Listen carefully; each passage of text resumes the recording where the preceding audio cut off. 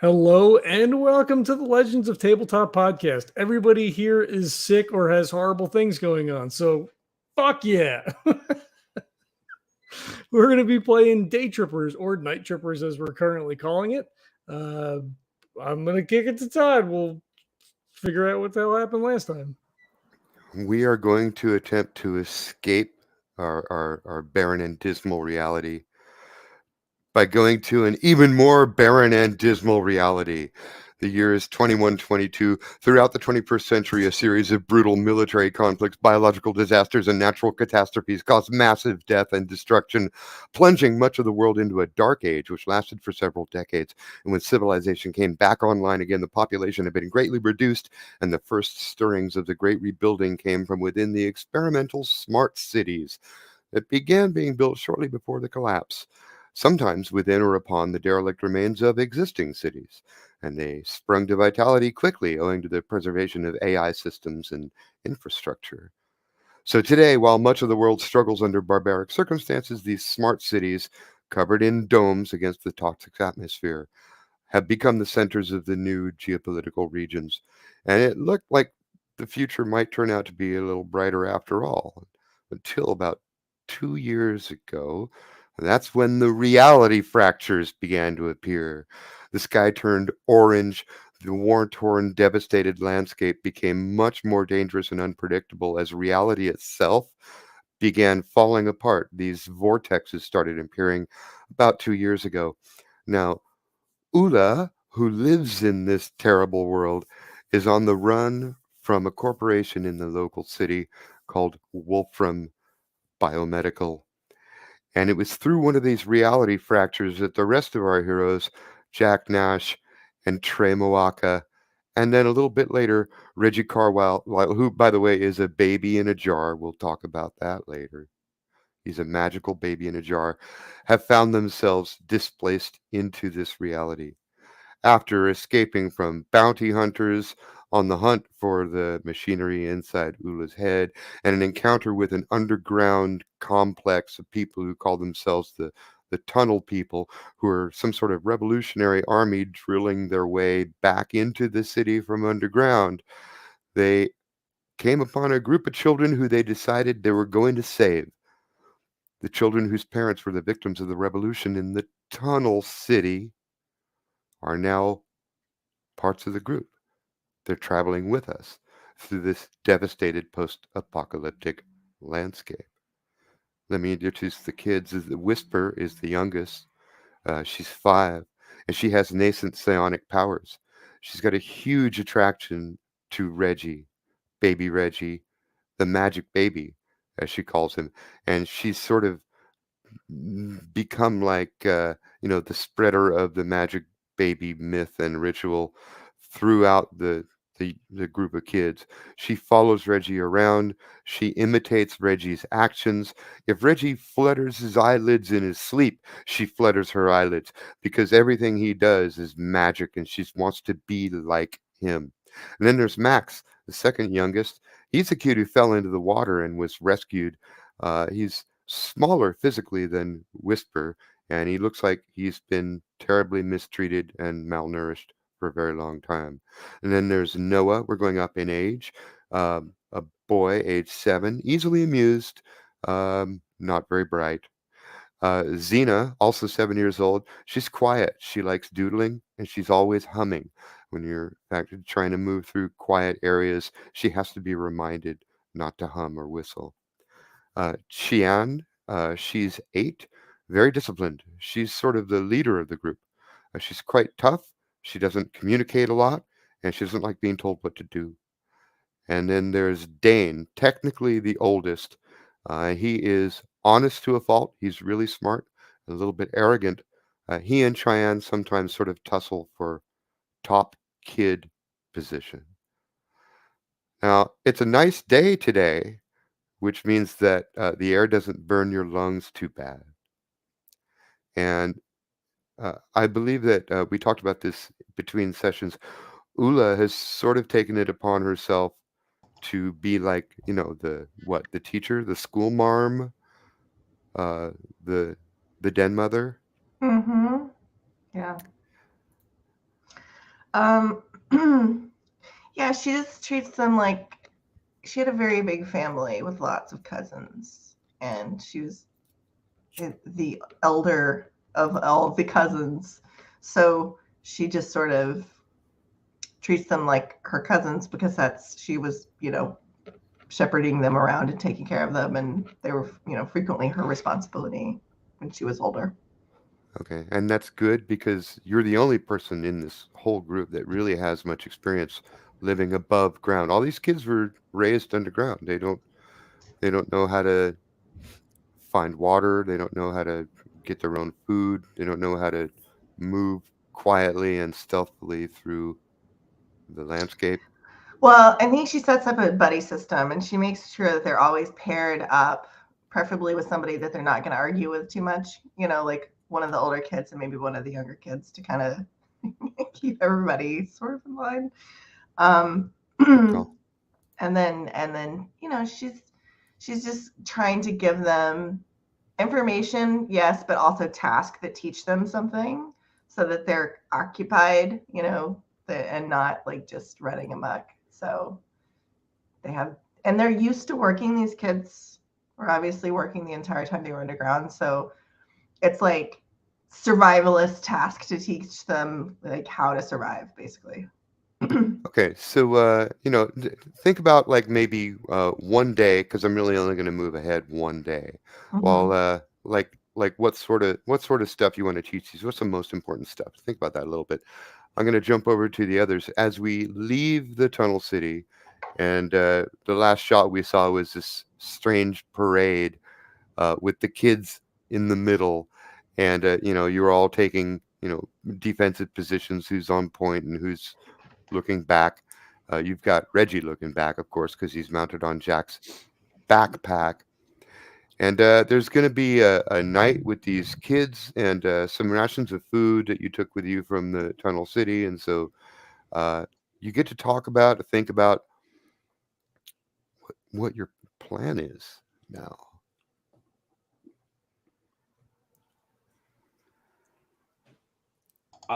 I think the plan has definitely morphed into sort of a joint effort to get these children to safety. That's kind of part of it now. I think a rather large part of it. So, I mean, forgive me asking, but I have to ask, does that mean taking them to Union City? I mean, I couldn't possibly know. Well, I think Jack asked that, right? So, like, as we're sitting around a campfire, he says to Leslie, are there people out? Do you know other people in the waste that, could watch after the kids, or is there something set up in the city to take kids in? I mean, I mean, correct me if I'm wrong, Todd, but I think Ulla's understanding is that there's basically like they probably have to have a way of dealing with refugees from the waste because they would show up from time to time. Like a bad storm comes through and then all of a sudden some homestead out there like gets partially destroyed, and then these people are desperate and looking for somewhere to be. And sometimes even refugee groups will occasionally come in large numbers seeking asylum in the city. So there are official in processing bureaucracies, hoops to jump through to get yourself registered and in the system and become a citizen of Union City. But it's not fun, and it's not necessarily quick and easy. It is the best way to describe it is, we live in a neoliberal system that everything ends up debiting you somehow. You end up owing somebody something for every transaction along the way. And by the time you're actually a citizen, you're already quite in debt and your freedom is pretty restrained. You may be placed into sort of a voluntary servitude kind of a situation to some major corporation. If you step out of line, you may be placed in detention or even virtual detention. There's no guaranteed bright future, is what I'm saying. Yeah. And there's like a basic subsistence that is provided. There right? is a UBI. You will not Yeah. starve to death. You may Yeah. be imprisoned. You may be forced into decades of corporate servitude, but you will not starve to death. There was some study that was done where starving to death severely impacts productivity, so they had to stop that. I read it somewhere. It's around. The market has chosen, yes. Yes. Mhm. So yeah, you can take them in, but I mean, it's like imagine taking them, finding a pack of orphans and taking them into, I don't know, like the most impersonal police district in a crowded American metropolis, Or cages on the border. and these kids have like no ID. Mhm. So Yeah. they're probably as safe with us as they're going to be anywhere else, I feel. Well, it's One of the just- big questions you would definitely face is, where did you get these children from? I mean, Right. Yeah, that's you're instantly suspect. What are you? Some kind of weird child collector? yeah, we're gonna have to create there's gonna have to be a scenario here where we're able to ensure that we're leaving them better off without having to answer any questions whatsoever. Well, why? I mean, why wouldn't we just say that they're refugees, that we found them, that they were being abused, that we rescued them, and here we are? I mean, That's a fair story, and you'll probably be called before some AI judge to make that case, since you're the only person who has any record in the system at all. hmm that sounds like a terrible idea because they will Yeah, immediately that's- find me and throw me in jail. That sounds terrible. That sounds Well, not really jail. They'll throw me under the Wolfram building. You know what? And actually, I should back up a little bit because we need to leave open. We are in a different timeline than these gentlemen originally came from. hmm And so I actually don't know whether they're in the system or not. But if they are in the system, it's not these three versions of them. Yeah. we can figure out a way to use that to our advantage. Perhaps getting within striking distance of the city and then maybe checking our options for reconnaissance to figure out from there. We just don't have any information, right? I mean, other than what Ulla's given us, right? Right. I mean, The only other Or enough information, I should say. people I know are those that I was camping with before. I mean, that's it. Right. did Probably they? I leave on mean, the best terms. you had the little Winnebago. Do you know? Do they have other places that they normally crash to? I mean, do you think Yes. they'll try to reset up a little community again? Yes, somewhere. Yes, at one of their places.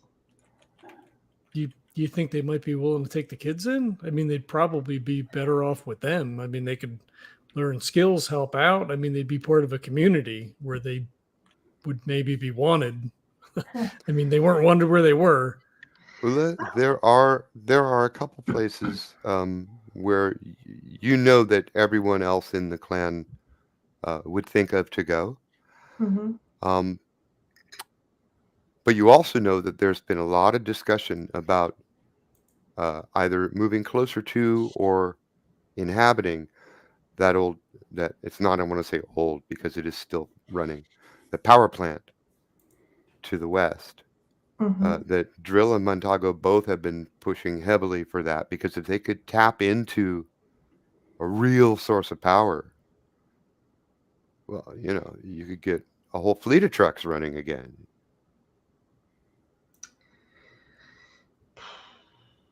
So if Drill and Montago are leading the way, good chance they went there. So she'll say that. Oh, We you could try. need- We could try the power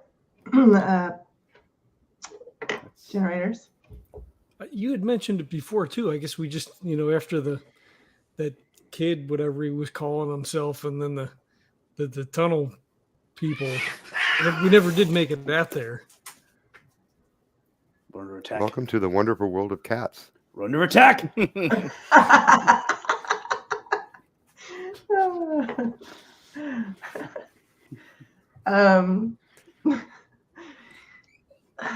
Sorry, what did you say? I got distracted by the. No, you had mentioned the power station before as a potential place that we could crash out at or at least hole up at for a little while. Yeah. So if you think they went there anyway, we can regroup there. And I mean, if Wolfram is the key to this and the thorn in your side, it seems that our path is sort of chosen for us already, right? I mean, I guess we could stay here. We have a whole other life somewhere else. I mean, if we could get back, that would be great. It's. Well, here's a question.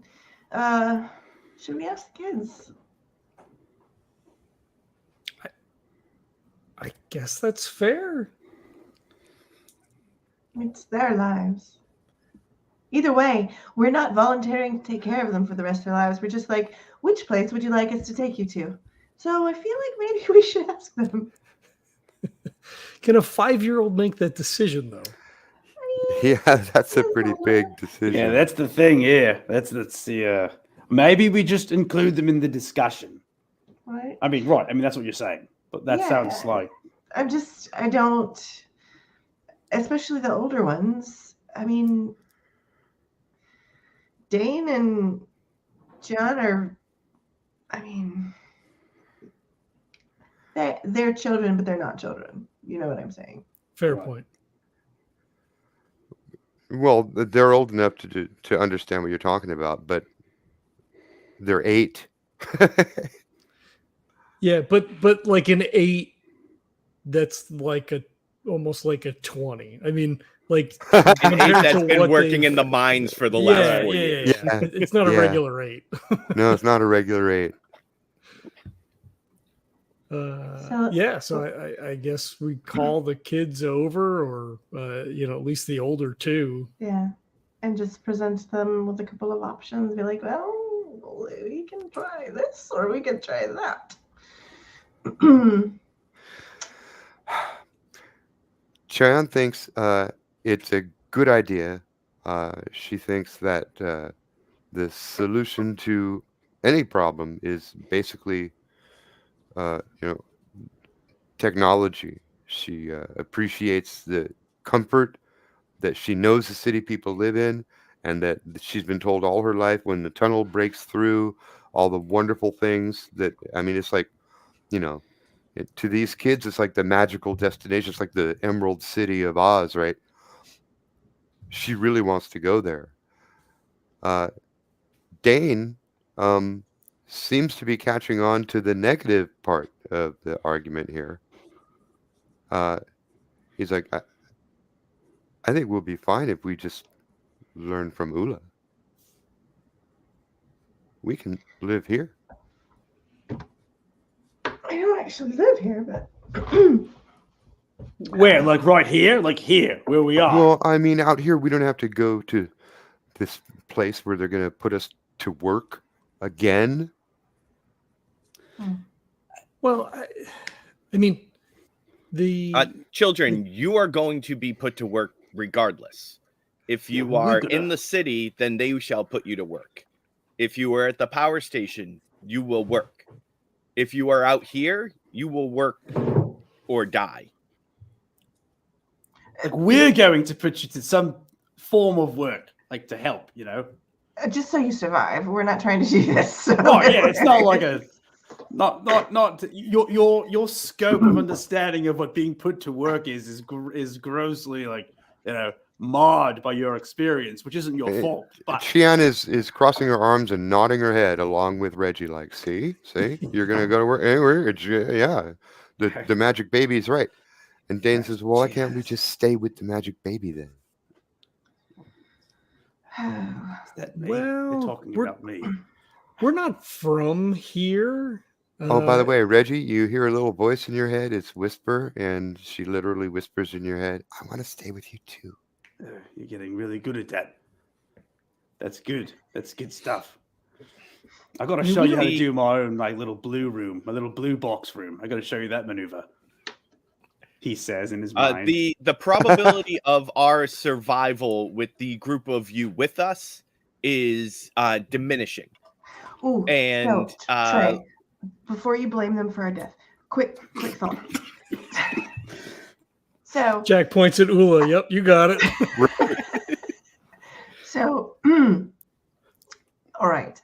I think after having this discussion and talking it over, I believe perhaps trying to go to the power station, rendezvousing with them there would be the best point, because the likelihood of me living in the city on a permanent basis anymore is pretty much nil. So if they want to stay around me in general, then I'll be there and I can at least help them somewhat. Assuming I survive, which is very questionable, also not their fault. But I think that's probably now that we've talked about it, I think that's probably the best plan. And when they get older, if they would like to travel to the city themselves, they are more than welcome to do so. No one's going to stop them. We're not keeping them. We're just until they get a little bit bigger and can, survive out here on their own. Yeah, that's the difference. It's you're not like you won't be in the mines till you die. Yes. You have options. Yeah, exactly.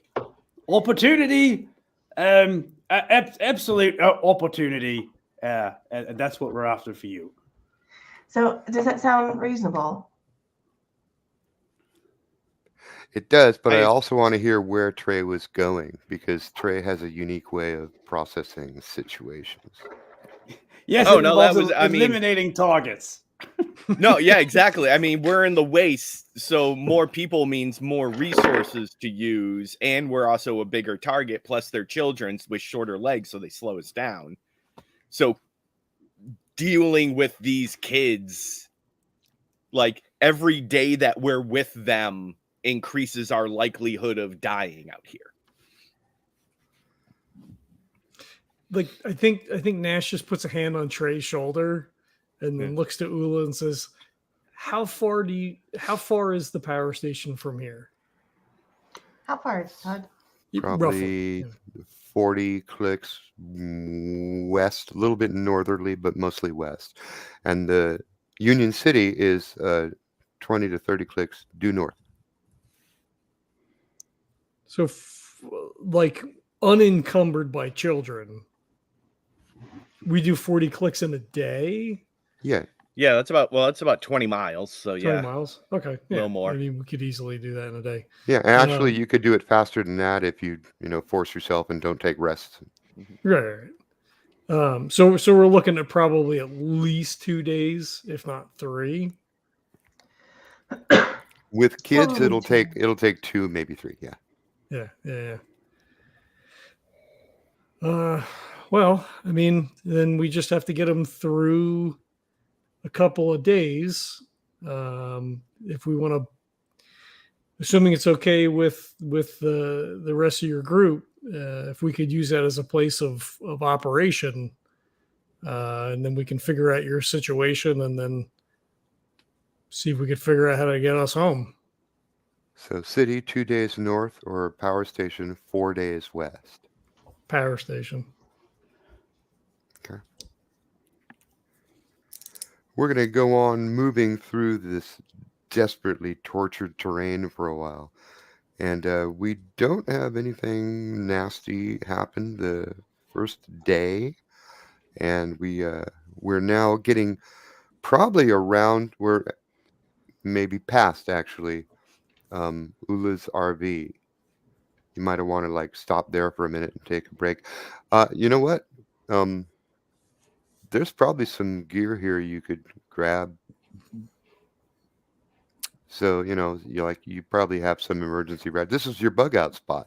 So now that you're here, you can grab some stuff, and it's a good place to rest the kids at the end of that first day. Okay. That sounds like a good plan. And we have the tent too. We have the Terminationers survival gear, so we're also using that as well. Oh, that's true. I think that was built to hold 2 or 3 adults, but you could probably fit all these kids in there. They're accustomed to fairly shove 'em cramped all in there. situations. Yeah. They're probably used to that kind of close situation yeah. already anyway. Right. So who takes first watch? I mean, Nash. Trae will take it. Okay. Oh, fine. Nash will have it. Nash is Trae will the take commander, so he gets to say. You're taking it, Trae, Nash? and unless you want to take first watch, I'm more than happy to take it. No, Mr. Nash, if you would prefer. Okay. Yeah, no, that's fine. And like he steps in close and he puts like a hand on your shoulder, so we're like, opposite, but like real close. And I'm like, I caught your meaning earlier. The kids are not expendable. And he like, raises an eyebrow. And he'll step back and face you and say, I understand that, Mr. Nash. That was not my intention. No, I I'm was not saying simply that it is. saying that. Then please do not take it that way. Okay, sometimes we have to be real specific when we talk about certain things. So I just want to make sure we're both on the same page. And he'll just give you a nod. And he nods back, and then he kind of like thinks this is like, oh shit, maybe I shouldn't have said that. I haven't seen him kill any kids yet. But this doesn't mean he won't. And he's like, fuck, I don't know, shit. He's just constantly weighing, just like balancing these scales. But at least Trae is a polite psychopath. Right. Yeah, of course. Right. We're very thankful for that. I was raised with manners, just not morals. So it is a couple hours later. Everybody else is sleeping. Even the kids and the jar baby are sleeping. And Nash, you're the only person awake, so it's not somebody from your group when you hear a sound out there, not far from the van, and it sounds like somebody going, psst, psst, hey. Yeah, he's probably like leaning up against like the outside of the RV or whatever. He's got the long gun that Ulla had given him, and like it's laying across his lap, so it's immediately in his hand. Uh-huh. And he's just head kind of like back and forth, just looking to see if I can see someone. He doesn't reply necessarily, but like obviously, like if the person can see him clearly, they have my attention. He's just trying to place where it's coming from. Okay, so figure steps forth from the shadow. It's a small woman. You recognize her. She served you soup that first night when you were in the Tunnel City. Brainsville. All right. Let me check to make sure that I'm not down on anything. Nope.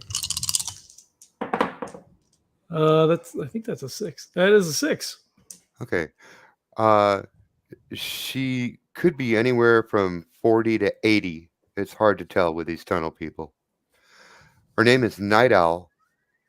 She's the one that worked in the kitchen, and she was not among the rowdy pistol waving group at the end. Okay. He relaxes a little bit, and he just says, Night Owl, right? Yeah, that's me. And she comes up as fast as she can. She's got sort of a gimp leg, and she comes up and wants to like shake your hand. She's smiling, sort of a half toothless smile, and she says, "I just want to say what you guys did was so brave and so honorable. And I don't know where y'all's going, but I thought maybe I could come along.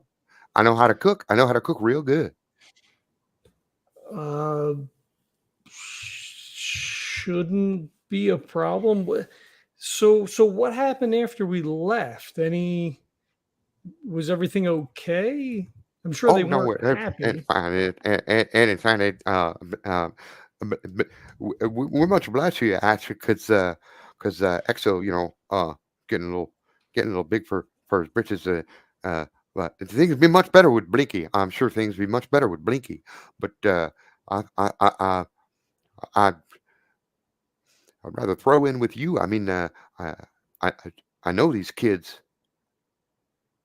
Well, I certainly appreciate that. You could help us with them. I mean, we don't. I don't have any kids of my own, and I wager the rest of the group doesn't either. Not that we know Will all that well, but Good. Well, it's uh, let me give you. And she's reaching around and trying to get in her backpack. She's only got one good arm, so it takes her a bit. And then she brings out this container that God only knows how long it's been since this container was washed. But it does have some roasted lizards in it. She's like, "I brought this for y'all." oh, thank you. That's they look it looks pretty good. I'm telling you, the kids love this. The kids love this. Oh, they'll enjoy that when they get up then. We uh we have a play. We're working to the west. We have a couple of days travel still. So if you if you're feeling up to it, you're more than welcome to come with us. To the west, you say? What? Yeah. I thought she was going to the city. No, not right away. Doesn't seem to be the best plan. I mean, you're more than welcome to go to the city. We didn't want the kids to get stuck, in the bureaucracy there. We have another group we think that might be able to take them in. It'd be a little freer that way. Oh, I see. You got another group. I see. Uh, uh, and now who is this group exactly? They're friends of Ulla's. My friends and I just recently arrived. We've only actually been here for a couple days. So we're just we're following her, and we're gonna see if her people take the kids in. By the way, if Marty Feldman was a woman from Appalachia, that's what Night Owl looks like. Nice. Well, I don't know about that. Then, I've been out here for some time, and there's some good people and there's some bad people. If you take my meaning, uh, I need to know who this all is. I'm not sure who's going to be there. Their previous camp, they had to leave there in a hurry. They're doing reclamation or whatever it is that they do out here at the waste, so they had to bug out from where they were. But they seem like good people for as much as we got a chance to spend with them. Oh, I still don't know. I still don't know, Mister. I'm sorry. I forgot your name. Nash, Jack Nash. Mr. Nash. She offers you a good hand. You enjoy them lizards. You can keep the tup. But I think I'm going to go back. Tunnel City. You're sure? Yeah. Yeah. I don't really want to meet a whole new. No, I should. She's already like backing up. Okay. I mean, you're free to choose. You enjoy them lizards, though. The kids love them. Kids love them. Thank you for your time. You have a good night. Thanks. You too. Can I make an insight roll on her? Sure. Nash, I don't think actually has insight. Well, we're going to call it psyche. Psychology? You have psychology. Sure. Yeah. This is a psyche roll with psychology mod. Okay. That is going to be an 8, sir. Really? Yeah. I rolled Wow. 2 6s and a 5. I got a +2 in This psychology. is the first experience point of the night. That's more on me than you. I just want to see, like, Okay, well, you'll get whatever you want. Let it be the and. I'm going to Okay. tell you what the yes is. okay. She was asking a whole lot of questions. Yeah. And here you go. my thought was, yeah, like, is she either trying to scope us out, or like, are the lizards poisoned? Did she Yes. seem did she seem like she was Oh, less okay. than truthful? Well, then I'll tell you what your and is. She was less than truthful, but it has nothing to do with the lizards. She was totally truthful when she was giving you the lizards. She Yeah. became less than truthful when she learned you're not going to the city. Okay.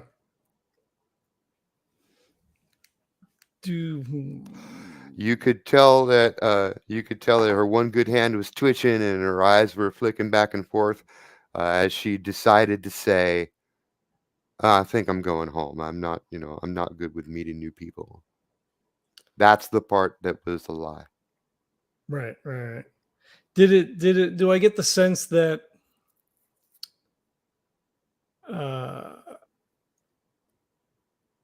that she wanted to go to this, that the expectation was that we would go to the city and it would be safe?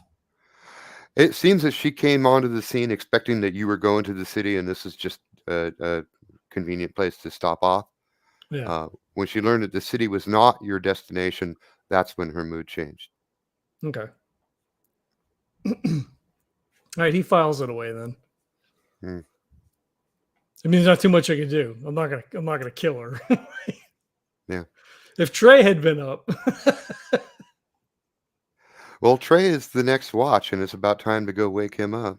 Mm-hmm. Yeah, so he goes in and he kind of gently shakes his shoulder. Trae. Trae, do you dream?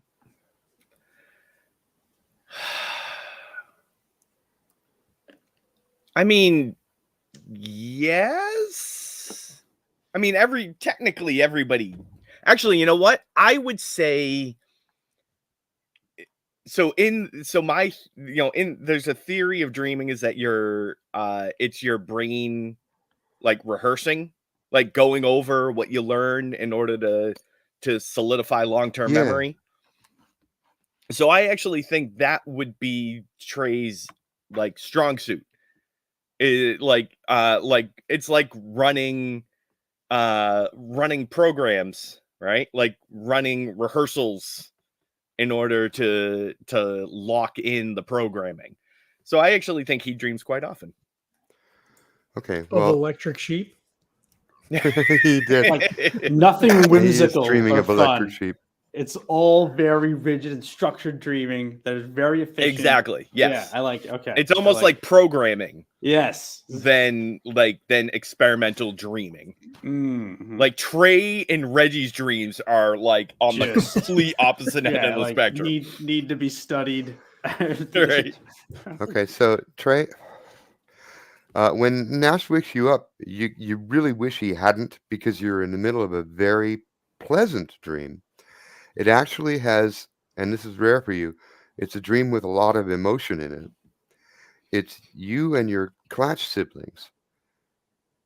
It was the day that's celebrated as all of your birthdays, and you were all being treated to a picnic, and it was just a beautiful day, and you're there with all your siblings, and you're enjoying good food, and you're allowed to run around and be kids for a day.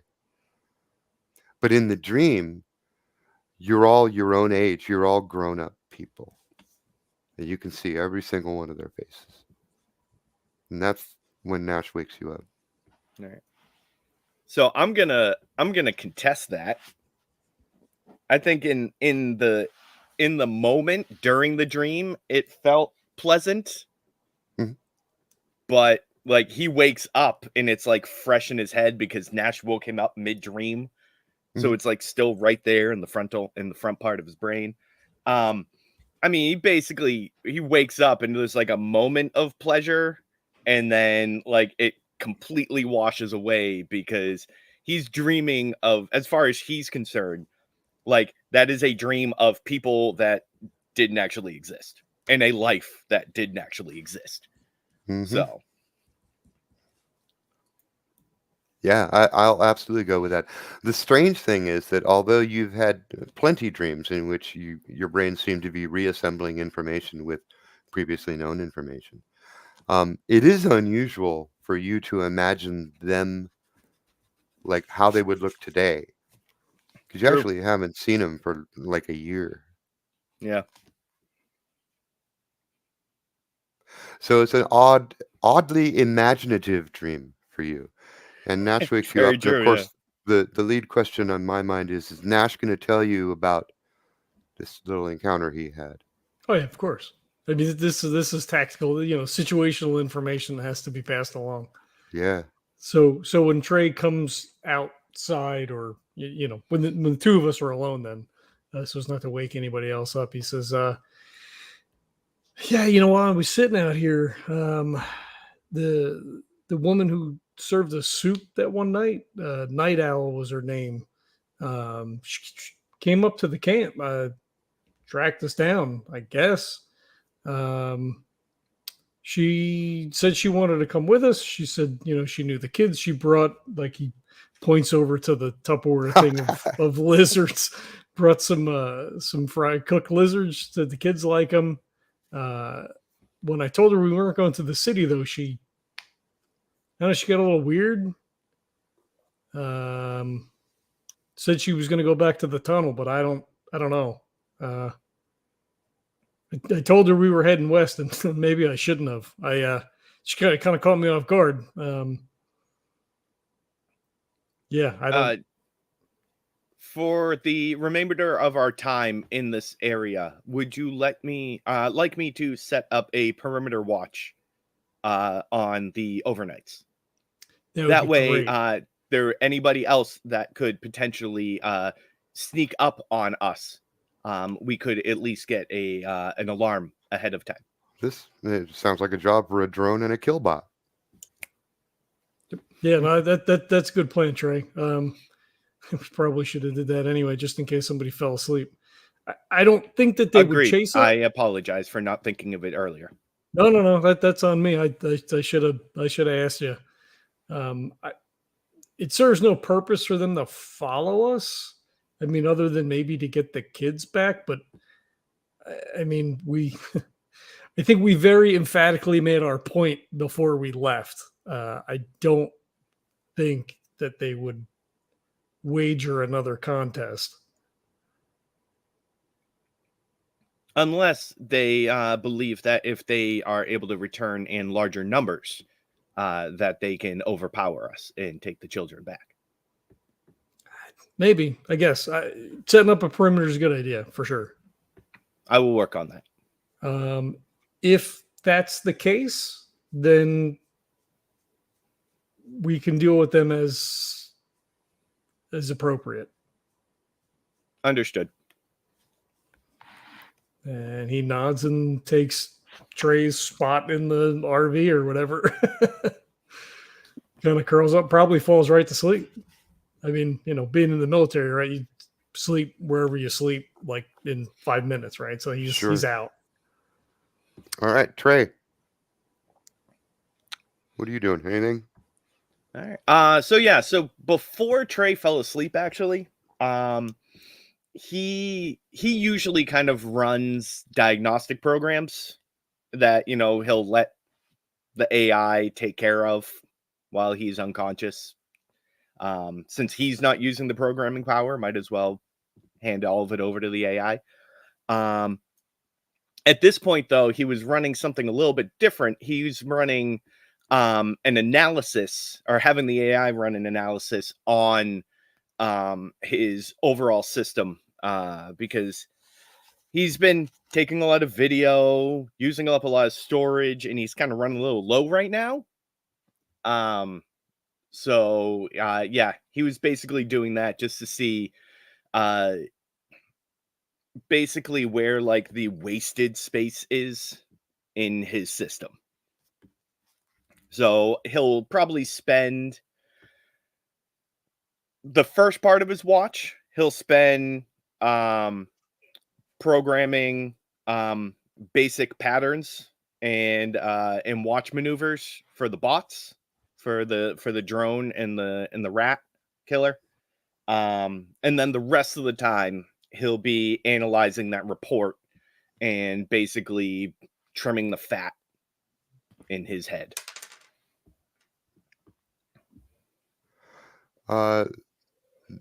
There is a drone out there at the perimeter of your vision, and when you become aware of it, you assume that it's been sitting there for a minute.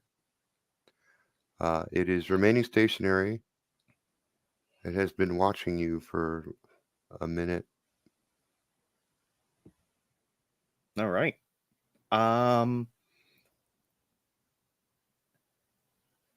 If I were a tactical unit, where, and all right, this is gonna, all right, first off, it's probably gonna require a roll. But so if I were a tactical unit and I were sending in a drone, where would the best insertion point be in terms of our landscape? It's as far running, as like my technical mind would think.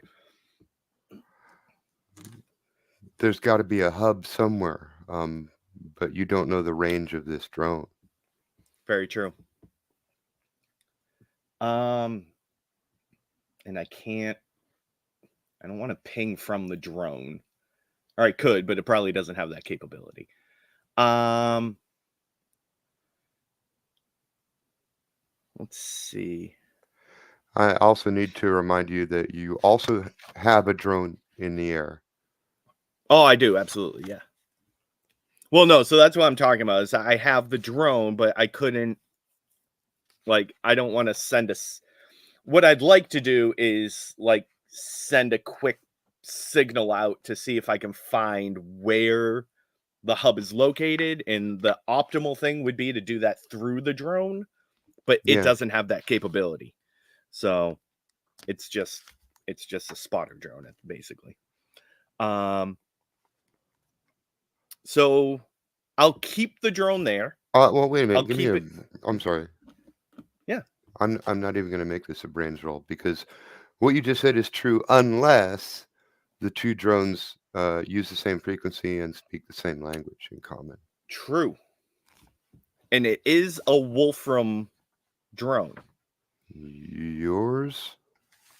Mine. Yeah. Yours is. Yeah. Yes. Is it able to communicate with their drone? With the other drone out there?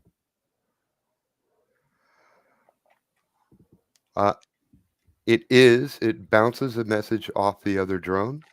Mm-hmm. And it gets refused access to the other drone's network. But you get a visual image. Okay. It's a violet blade. This is the name and logo of your class. Shit. Yep. I'm gonna bang on the outside of the RV. Fuck! Right. Ah, shit! Fuck! What? Shit! Like, and Nash is up, right? Gun in hand, running out of the trailer. Yep. Like, this, I mean, like, he's asleep, but, like, he's, like, field asleep, right? Mm-hmm. And it's not like a it's like a Bang. bang, bang, bang. Yeah. Yeah. All right, Ulla's up and training a gun on the door. Yeah. Nash is out next to Trae, rifle up. She's What? staying next to the kids to keep them quiet. Well, Reggie's in the tent with the kids playing white noise. Just white noise coming out of It's his just mouth. white noise. Yeah, exactly. Yeah. Oh, that's Just so like- creepy. Lucid dreaming white noise in their little brains. Amazing. I was actually wondering if you were on Jack's back, but even if you were, you could have been sleeping. Yeah, I think I was in the tent, Mhm. in the little tent thing with the kids and putting them to sleep with my white noise. I now imagine Reggie is like one of those white noise nightlights.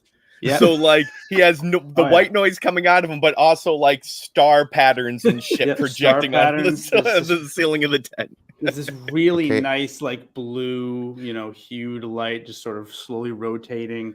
And if you slow down, like if you took the sample of the white noise, it's actually Reggie screaming. But it's so like pared down because of all the filters that I put on it that it just sounds like nice white noise. Oh, that's so disturbing. Oh yeah, It's it even is. worse. And when you've noticed something that you're not sure whether it's cute or annoying, but whenever you speak, Reggie, to the kids, Whisper repeats what you've said as though she's the authority. She wants to make sure everybody hears what you said. Okay. I probably haven't addressed it yet. Well, But there's yes, just this yeah. loud banging noise, and it wakes everybody up. Yeah. So as soon as Now, Nash the comes kids out, come wandering Yeah. out to the front room of the RV. I know everyone should stay put. Stay Yeah. put. and yeah, Trae will immediately say, get the Ulla's like, "Be children quiet, get into down." cover. Yeah. Okay, when Uh, Reggie says "stay put," Whisper repeats, "Everyone stay put," but half of them don't listen. If they're in the RV, then they're in there with Ulla. So, and Yeah, they Reggie. just wandered. They just wandered past Ulla, who's sitting up in bed. I've got my gun out and it's trained on the door. So I feel like even though they're children, they understand danger enough to go, oh shit. Yeah. Like kids and- aren't stupid. They're not Yeah, just going to they're be like, oh, you have a gun out. I'm just going to go walk in front of you. No, they're just doing that thing when you wake a kid up suddenly and they're still blurry eyed and they just come toddling out. They don't know what's going on. Well, Ulla's very quickly like, wake up, get down, lay on the floor. That instantly for you. All right, Trae, are you shouting something? Are you waiting for someone to come out? What? I'm not gonna shout, but I'm gonna speak clearly and say, Mr. Nash, we are in danger. There is a strike team within the area. I do not know their location. They are quite possibly being masked from any signals. Fuck, or, strike team. video. What strike team? The And tunnelers? Trae will actually tap on his arm, and like the hollow tattoo of like the six purple swords will pop up, Oh boy. and then he'll bring that up and then quickly drop it down again, and he's like, a strike team. How much I need of I need to ask you something. I wish there was a more subtle way of asking this question, Jesse. Yeah, go ahead. Have you taken your eyes off the thing? Did you turn around to bang on the door? I assume it's one of these, right? Yeah, well, yes, but it's in his peripheral, like, so he has, I might have like turned away, but he's also not, like, he's looking at the drone. Oh, through you're seeing in his- your heads up, right? Yeah, exactly. Yeah, so I'm Yeah, seeing the image that he saw was a visual internal representation of the message that was sent from the unknown drone to his. Yeah, so at this point I'll have the drone in one window, and I'll have that image minimized, like smaller, but still Okay. displayed in my HUD. Okay, well then, as everyone's waking up and whatever's going to happen next inside the RV, you're noticing out of the corner of your eye that it's slowly going down below the tree line. The drone. Yep. Okay. Yeah. So I'll say they are incoming. So when you tap your wrist, so have you given us, like, do we know about your background? Like, I know you had a long conversation with Reggie at one point, but when you do that, I don't know that Nash would necessarily grok the meaning, right? He has mentioned it because I remember showing you the tattoo before. Okay. So I All right, have then- mentioned it before. Yeah. Then he just nods and says, "Where?" Right? You know, like gun up, like I'm gonna shoot this drone if it's watching us, right? Like, Yeah. And yeah, I'll point in the direction that my drone is in. And I'll just explain, like, it is, such and such distance away from the location of my drone. But again, I do not know where the team is currently located. fuck. Can you get that kill bot set up? We got to figure out. We gotta set up a defensive perimeter. Reg, we're gonna need your help out here. Okay, Yeah, let and me immediately he'll do like long tap, and you'll see the little rat bot, like the light comes up and he just goes boom, points to a spot on his map, and the drone just runs off. And then Nash is like, "Fuck, I have to go get him." I also want to point out something, Trae, that the symbol of your clutch is 6 violet blades, right? Mm-hmm. Arranged in a geometric form. But the signal that you received was a single violet blade. Interesting. Okay. Nash comes back in, sees the kids on the floor, and kind of like cocks his head for a minute, and like, yeah, okay, that makes sense. And he grabs like. Actually, all the kids are covering the back of their necks because they're associating this with the take cover drill they learned when the mine collapses. You cover the back of your neck. Yeah. And he grabs one of the straps and he, gets Reggie strapped on, and he says to Ulla, "We've got incoming Trae's clutch, maybe, or whatever that is here. There's a drone outside. I don't know." So she's basically taken up sort of a defensive position in front of the kids with her gun and pointed at the door. And how long do you wait holding that position if nothing happens? I want to try something before anything happens. Well, we go back outside. Yeah, okay.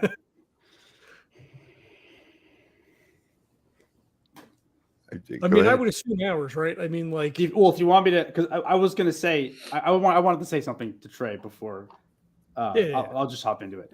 Trae, what did you say? Did you say strike team? Strike team from your friends in the clutch? Yes.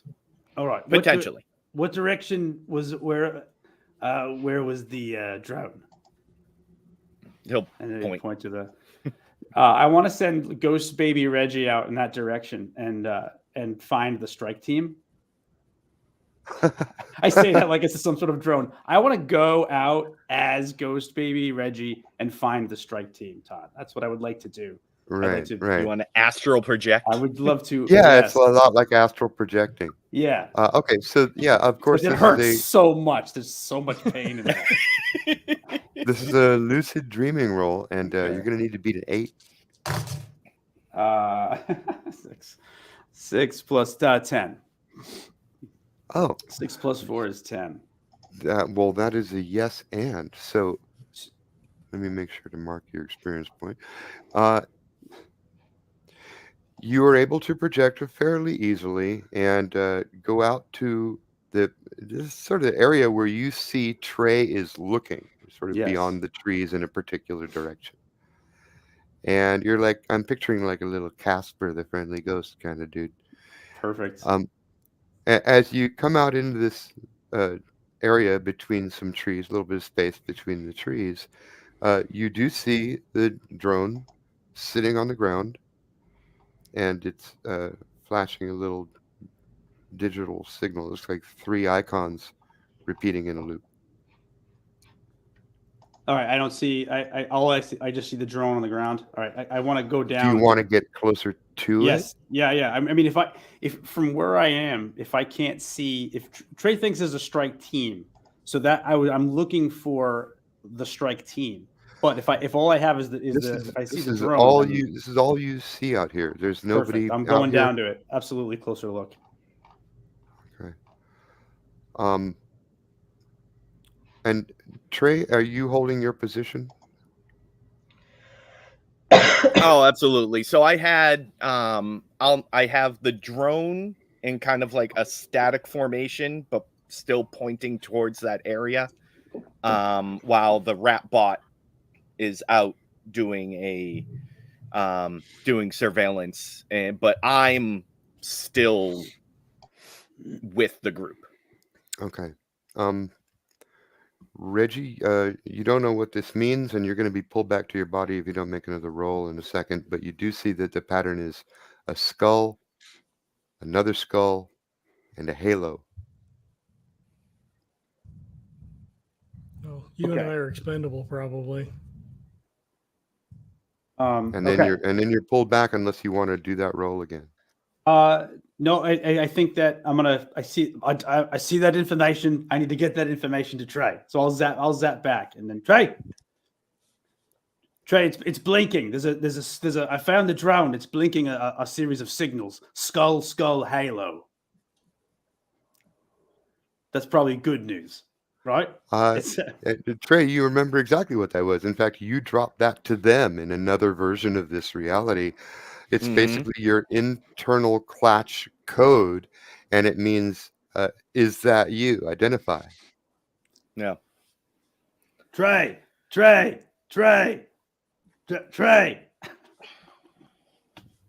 Skull, halo.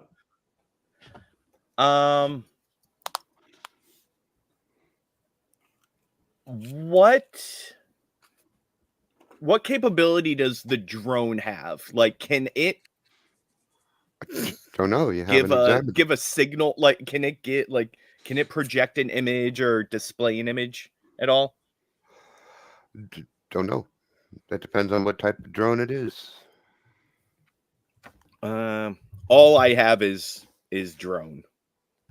Although they shot because you saw it from the edge of perception. It's hundreds of. Oh no, I'm talking about my drone. Oh, yours. My drone, yeah. No, it's built for hunting and sniping. Yeah, it's a combat drone. Yeah. Yeah. Could you I'm assuming the Clatch has codes like Morse code. Would be familiar with Morse code, things like that. Could you use the drone to send a response in more like if it can't show skulls and halos, is there another way for you to be able to make that contact? Because it won't let you connect. All right, I got something. All right. So Reggie will say that, will tell me that. And at that point I'm going to fly my drone over to the location. I'm going to try to find the enemy drone, the other drone. You find it easily, and you verified that it isn't flashing that signal.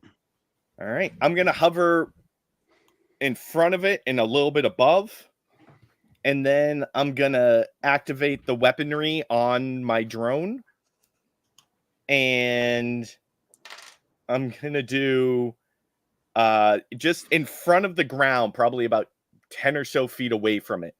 I'm going to fire at the ground, and I'm going to do a burst shot, then a single shot, and then a burst shot and a burst shot. Basically, line dash dot dash dash.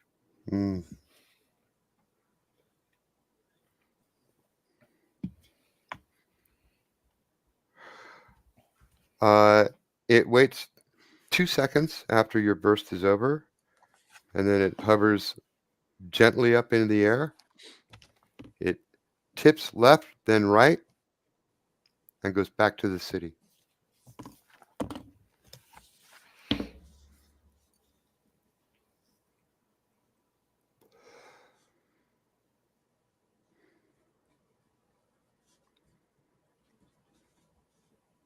Mm, That basically means acknowledge. Roger. Yep. I'm gonna fly my drone till it hits the max distance for my range. Oh, it's so sad watching your little drone reach the boundary where it can yeah. no longer It's like when follow. it's like with a remote control car, you know how it starts to like go wah wah and then it just automatically U-turns and flies back to you. Yeah. Yep. Yeah. Nice. And All Nash right, was the like, "Did you kill it?" kids are getting antsy now. The kids are like squirming around. I have to go to the bathroom. Trae, what did you do? What And- happened? At that point, so like once that happens, he's silent for probably like 2 minutes as this happens, right? And then he'll just reach up, gesture to close all the windows, and say, apologies. We are not in danger. From What the fuck? Well, what was that shit? Does Ulla hear Uh, this? Yeah, Nash isn't. He's not being quiet. He's like, "What the fuck?" With the previous encounter that you had, I figured that it would probably be best to be more safe than sorry. Yeah, that no, I being get said, that. I am sorry. Right, like a strike team of a bunch of people from Trae's clutch.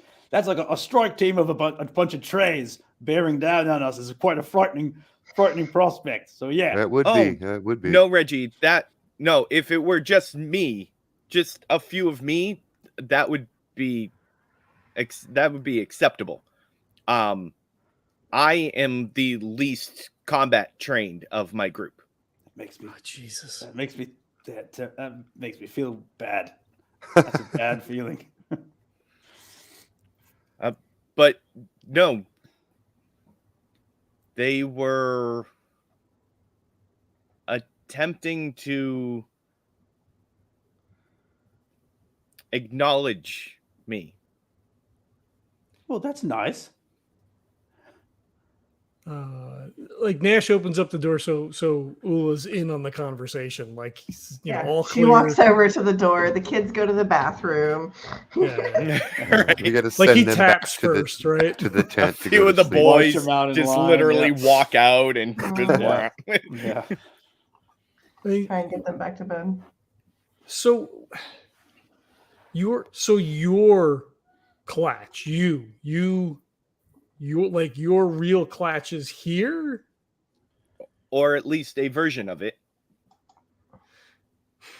Did they? I cannot be sure. Did they like say hi? Was that them saying hi? Like what are we expecting? In effect, yes. Interesting. Would That was basically them saying, Trae, is that you? And Trae saying, yes. And them saying, gotcha. but Later. but all right. Do you think they'll help us? At the very least, if I or a version of me exists within this reality, then it makes our inception into the city easier. Okay, I like that. Interesting. Yeah, that would be true. Do we think that there's another you here? And if so, is that going to destroy this reality like it did when we came back from wherever right before this? That I can't confirm until I am able to get into the city and either access CivSec or the Crab database. How cool do you think they would be as a group to find a second Trae? If that were to Well, have happened. It is probably a potential asset. Or I am somebody with inside knowledge of their systems, and I am a threat, and they would attempt to eliminate me. We'll just add them to the list then, if that's the case. Right. All right. So Again, we've got that is a potential outcome. However, without more information, we cannot be sure. Todd, how secret is the organization? Like, or the Clatch's common knowledge in where we come from?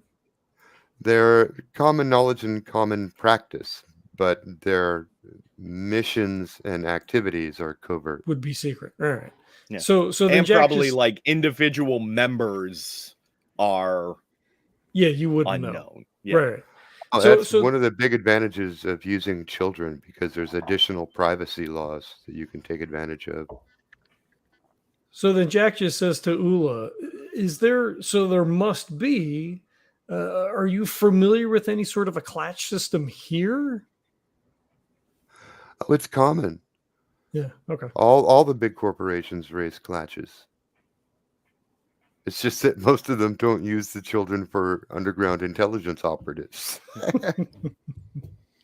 So just super quick breakdown, Leslie. For Clatches, basically they're corporations raise children, either have them birthed or adopt orphans or buy children to raise as members of that corporation.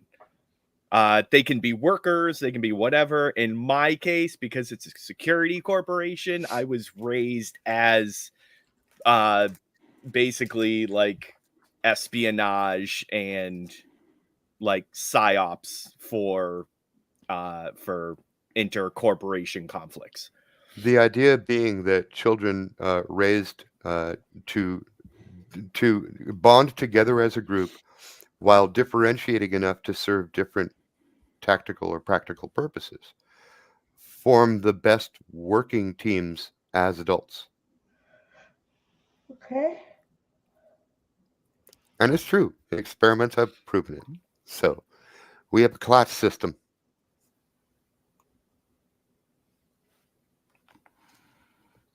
Okay, well, there's an option, I guess. Do you expect to hear back from them? I do not know. I did not expect to hear from them in the first place.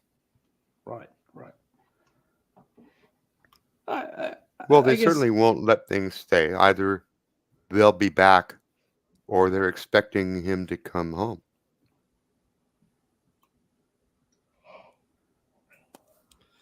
Well, does this change our plan then as far as going to the power station? We don't want to cause any more trouble for Ulla's family, as it were. So, Trae, what do you think?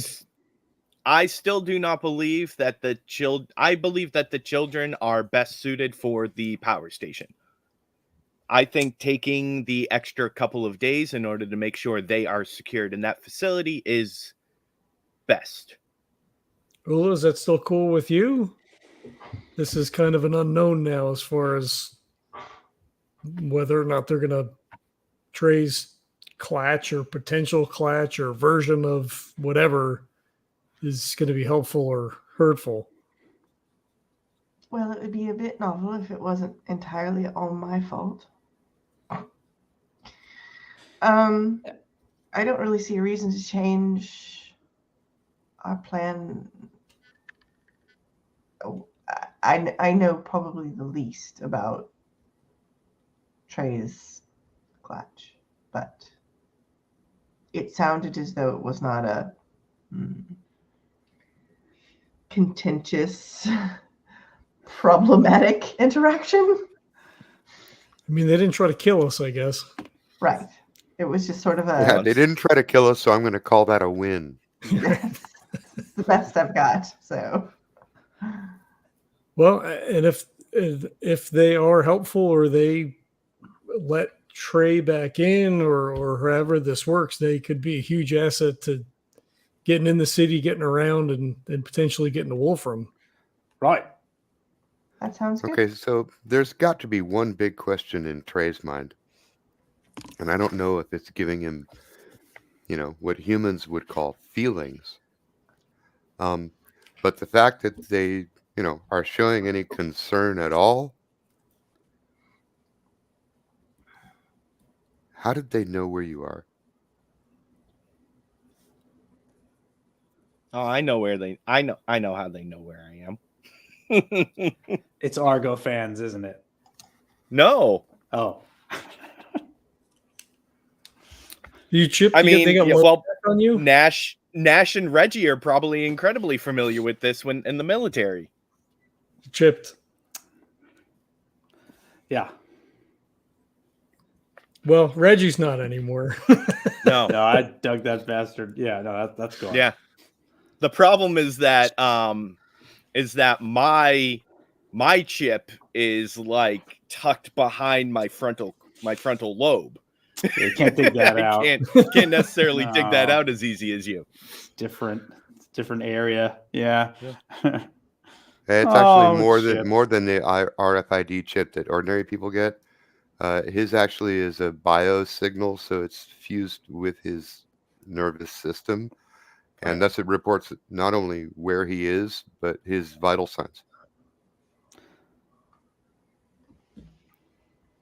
Well, So would I you just- say that, like, as we have been traveling, that perhaps they picked up on the? I mean, clearly they picked up on the signal again. I'm just like, why haven't we heard sooner?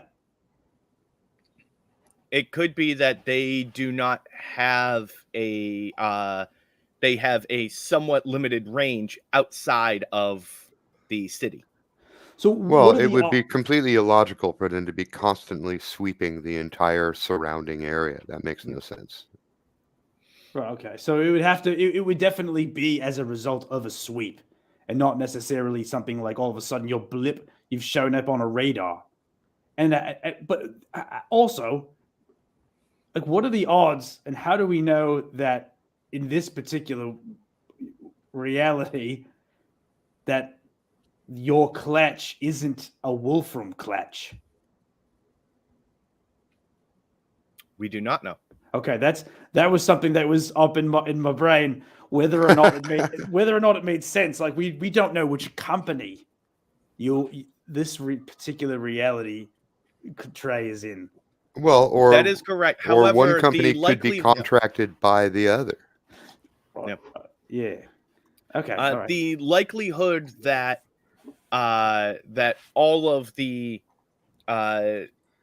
data points would fall in where it was a clutch that I belong to that goes by that that symbolism, but then is underneath a different corporation is unlikely. Okay. Still plausible, but unlikely. Yeah, it becomes at least one order of magnitude less likely. Okay. And we are day trippers after all, so we have to speak of reality in terms of probabilistics.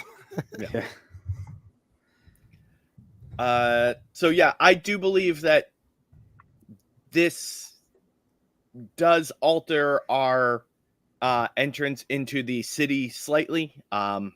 However, I don't think that it will affect or should affect our overall plan of traveling to the power station to deliver the children first.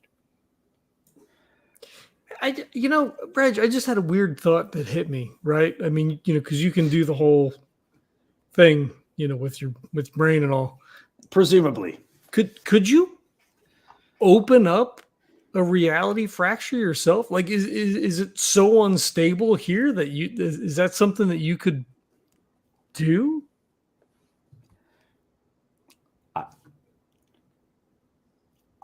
I didn't even think to try that. But that's mostly because I've really kind of just in trying to do the things that I'm doing, I can sort of feel its general strength, and based on what we understand of these fractures, I imagine that it will. And Reggie kind of like he does some math in his head, even though This we is all the know he's not closest. doing The closest any thing math. you can. The closest thing you can think of is the last time you guys were next to a tunnel, the one that the canister appeared in, and Reggie, you tried to like close it, push it back. Yeah. And I'm not even sure if you actually succeeded. I think you might have got a yes, but it was I could succeed. It was super fucking hard. Yeah, right. Yeah. So that's my only experience with it, but that was an existing one. So Yeah. I mean you bring up an interesting idea. To what end are you talking about here? I mean, shit, if it gets us home, then that's the end. I mean, ultimately, I don't know that it's useful, even if you could do it, right? Because there's no guarantee that it opens up to somewhere that we want to go. It kind of hit me. We're talking about probabilities and Trae's Clatch being here, and I mean, I'd be lying if I said, well, my experience with the other one sort of locked this away for me as something to even attempt. But I really think the risk, if I did succeed, however unlikely, the risk of where that would even open to would be maybe too great. Without any idea of what I'd be opening up to, I don't know if I even want to try that. No, that's fair. Do you want to try a brains roll? I'm giving Yes, it please. to you. I mean, do you want anything? Yes, anything to Okay. give me more information about this concept. A flat 4. Oh, well, okay. It's not so bad that I'm gonna pile a no and on you. But the only thought that you do have while you're saying all this is that, well, maybe if you had help, like Whisper, for instance. God. Okay, he doesn't say that out loud. Oh. Yeah, he thinks, okay, so he thinks maybe if it helped from Whisper, he files that away. Then he sort of thinks of his experiences with the Frank.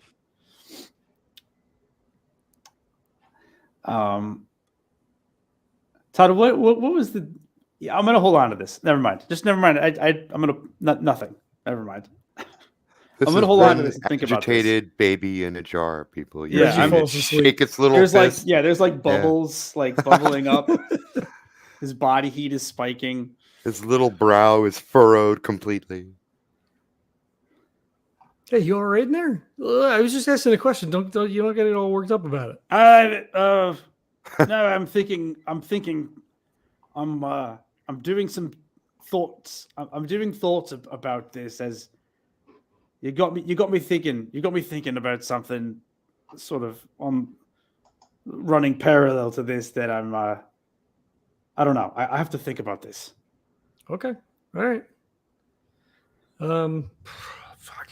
Do we have some sense of what time it is? Yeah, it's still a few hours before dawn. The kids are back to sleep, and officially, it's like about the time Trae's watch should be ending and Ulla should be starting.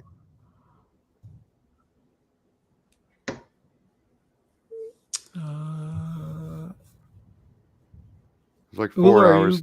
4 hours till everybody gets up time. Yeah. Are you good to take over? Did you sleep enough? I'll be all right. All right.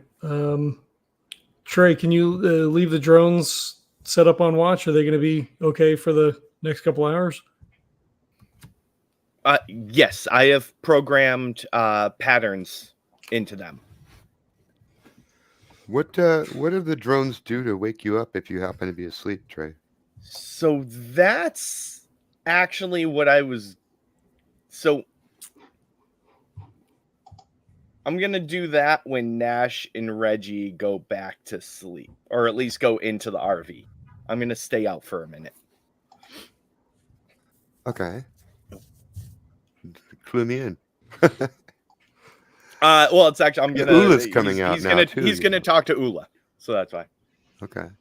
Okay. So let's see that scene. Ulla and Trae are sitting outside. Everybody else has gone in, and it's quiet.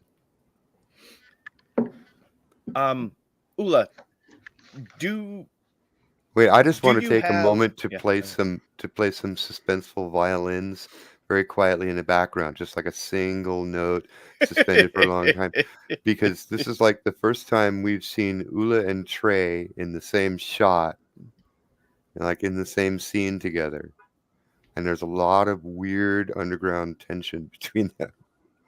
Don't worry, he does not have his hand anywhere near his pistol. It's just I can't. Ulla, do you have augmented reality? Do you have a layer?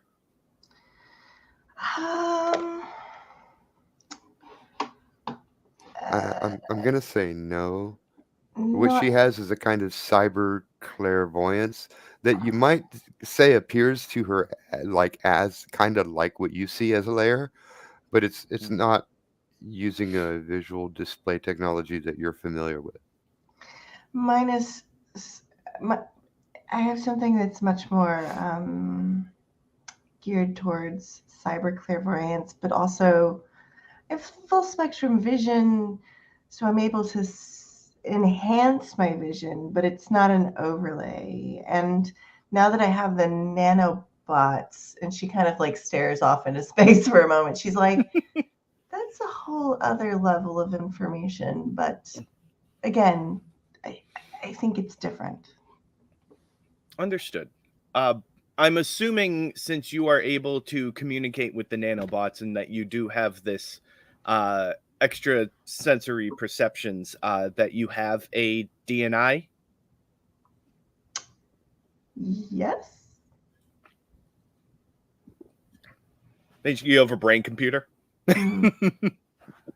Essentially. Would I be, or rather, would it be okay with you if I connected to it so that while you are on watch, I could give the drones access to be able to alert you? First he said, I want to interface with you, baby.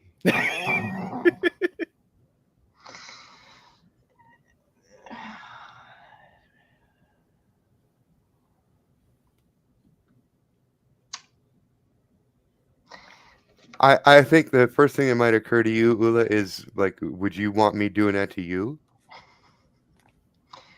Well, she has a lot of thoughts and she's gathering them. You can tell that like she's processing what you said.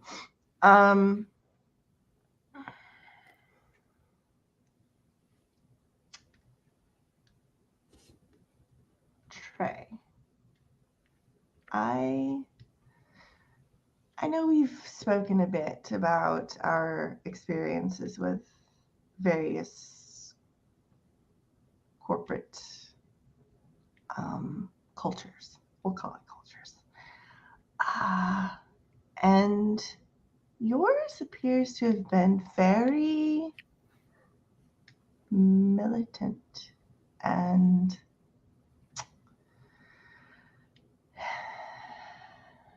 I would say that what they did to you lacked a certain moral framework that I feel like is at a bare minimum. She's stepping so gingerly around this. And so you're a bit frightening, and I don't really frighten easily. Because what was done to me was done when I was older than you, and you were instead grown to fit the mold that they had. And then they just tried to shove me into one, and that only worked but so well. The things that they did to me were awful, and the things that they asked me to do were even worse. And that's fine. Like, that's the burden I bear, right? The question behind the ethics of what I was doing and what I eventually left doing is, well, it doesn't really particularly matter, except to say you and I share a great deal of similarities, and at the same time, I find you frightening. Oh, I love that. And yeah, so when you said that he was grown into it, he probably like subconsciously actually like reached up and touched like the side of his head, because he actually has like the external ports, so to speak, of his DNI are actually visible on the side of his head and kind of a little bit underneath his eye as well. Mm-hmm. And so yeah, then he'll be like, I understand that our situations are different. However, I am used to being around a group that can communicate on a different level. In effect, by not having to communicate, if that makes sense. Do you miss it? I find that easier. However, I have learned to adapt. And if you would prefer that I continue to use the adaptation with you, I respect that. So not connecting your brains Yes. is the adaptation for you. That natural is the adaptation. Thing to do. Yep. He's like, I also understand that my actions can be surprising and alarming to some. Not always. They were not with the people I have been with. However, with the reactions that I have gathered from Nash and Reggie, I understand that what I do is not normal to them.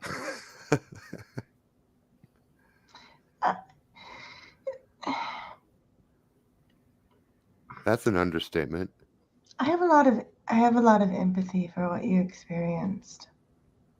I think I experienced it differently, but I still experienced some of it. So,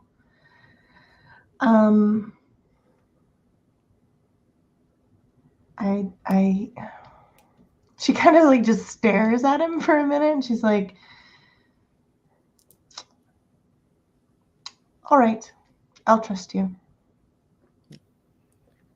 And so when you stare at, like, as you're talking to him, you'll notice his eyes will like flick to you, but like he'll connect with you for a moment and then they're up to the left and up and over and down and then like back to you, but then back all around. But at that point he will settle on you. She will very gingerly and slowly reach out and just like touch his arm in a like reassuring sort of way, and she'll just be like,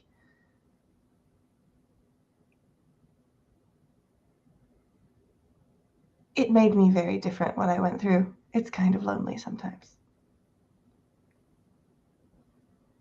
I understand. And yeah, so he'll link, and so that he can share alerts and information that way. Okay, first I need Ulla to open up. This is a psyche roll. Okay. I have 3 dice. 53. And you know what? You actually have never done this before, so it is a little challenging. Beat a 3. Doing like a Voltron situation here. Quiet, Sorry. quiet. We're Sorry. dealing with a highly evolved Yes, semi-sexual metaphor I here. recede. so- I recede into the background. I have a 3, a 1, and a 6. Oh, yeah. Okay, so it's a yes and, Ulla. Do you know what the and is? I think the and is she gives herself a fail-safe cutoff switch. Nice. Little internal safety word. Yeah. That's not a bad idea. And now, Trae, Yes. you're going to make a similar roll. What is there a skill that you're applying here? I Shooting. do have. Well, so I have programming, or I have DNI control. Okay, so I think it's DNI control, and you are familiar with the Wolfram language, and her DNI is a Wolfram model. So it's actually not even challenging for you. It's pretty easy. You need to beat a 2. Oh, I don't know if I can do that. She's not even resisting. 6. Yeah. So that's a yes and. Do you know what the and is?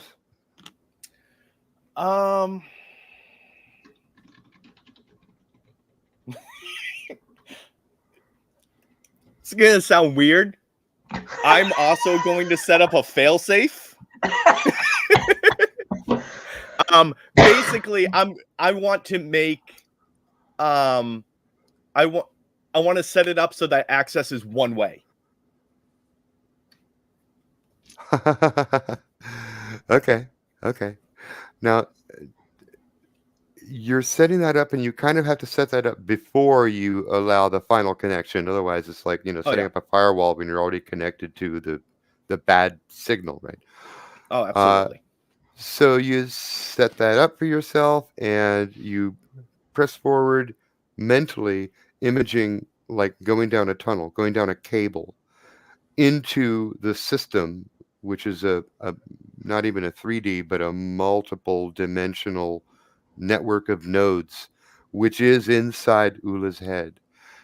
As you move through this network, you're bombarded by thoughts and sensations and images and symbols way faster than I could possibly explain. And it's kind of an overload.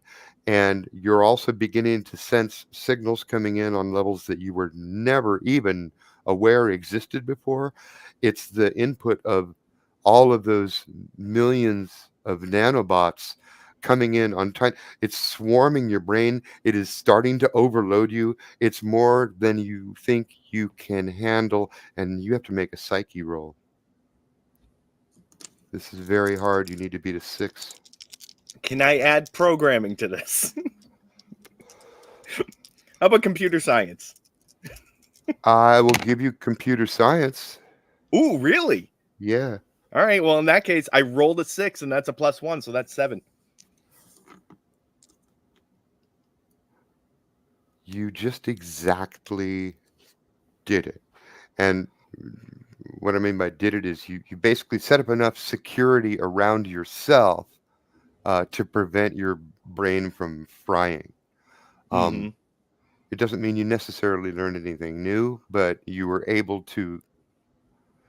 It was I don't want to say the word pain, but it was a dramatic, by orders of magnitude, by many orders of magnitude, more data than your DNI system was built to process. Hers is off the charts. Yeah. And I think that's the end of this episode. I just want to know, what does it look like when this happens to him? Like how does he respond? Like, what is Ulla seeing? You probably. So Trae is Well, normally because he set up the yeah. one-way thing, all you really, you don't see anything. You just sense that there's a connection, No, I just mean, what Yeah. do I see him Oh, physically? like physically, yeah. Physically. what- Oh, So I I think see. Trae is normally like still, except for eyes darting all over the place and the occasional hand gestures. I think at that point his eyes go like he's trying to look at everything all at once. And at that point he goes not frantic, are but your like eyes he does are a your lot eyes of the, cybernetic? yeah. Trey. they Are are, your yes. eyes? They are, both of them. Yep, both of them, yeah. Okay, well, I'm going to say that your eyes experience so much overload, they actually radiate a small amount of light. Your eyes are turning white. There you go.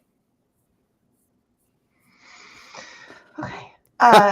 She kind of like reaches like towards him, like gingerly, like. Yeah. All right. Yeah. And at that point he'll make several very quick gestures.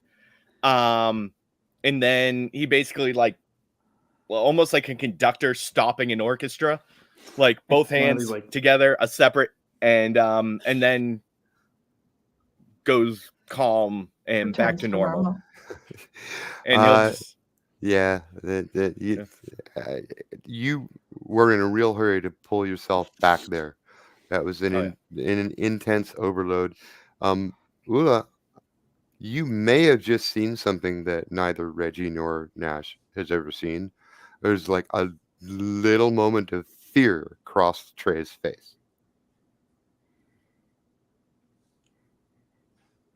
She just kind of like, she's like, once she assesses that he's sort of okay, there's like a little smirk that shows up on her face, just the tiniest little smirk, and she's like,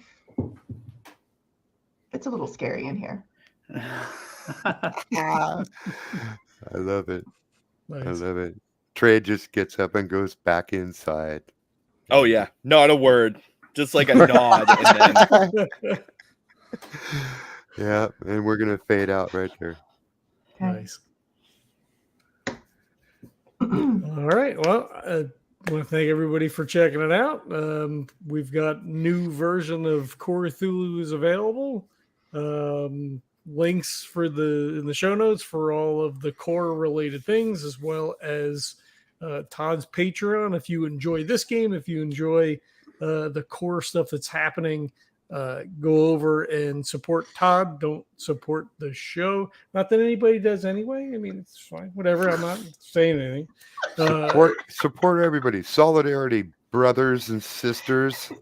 No. We're going to record anyway. So go throw some shekels at Todd. Support indie creators. Buy indie products. Don't play D&D. It sucks.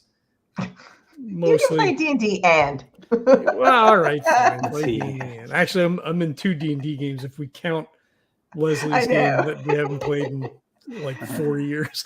My fault. We get it though. Fuck the man. Right. Yeah. Yeah, I mean everybody plays D&D and then they grow up and then they play good games. So You branch out. You try new things. You do other stuff. that's probably fine. Ratings and reviews on iTunes or whatever your podcatcher of choice is, that is extremely helpful. So if you want to do that for us, that would be great. Bumps us up in the algorithms. Maybe, I don't know. It probably doesn't matter because we're going to play games anyway. You guys get it. Thanks again, and we'll catch you next time. Peace. Bye. Post show? Muted post show. Well, last 2 games, show. there you go. Last 2 games we bailed out. We played Runners a couple of weeks ago, and Jesse was like, "Oh, take us out," and that's what Oscar always says. And then I ended the broadcast, and I was like, "Oh shit!"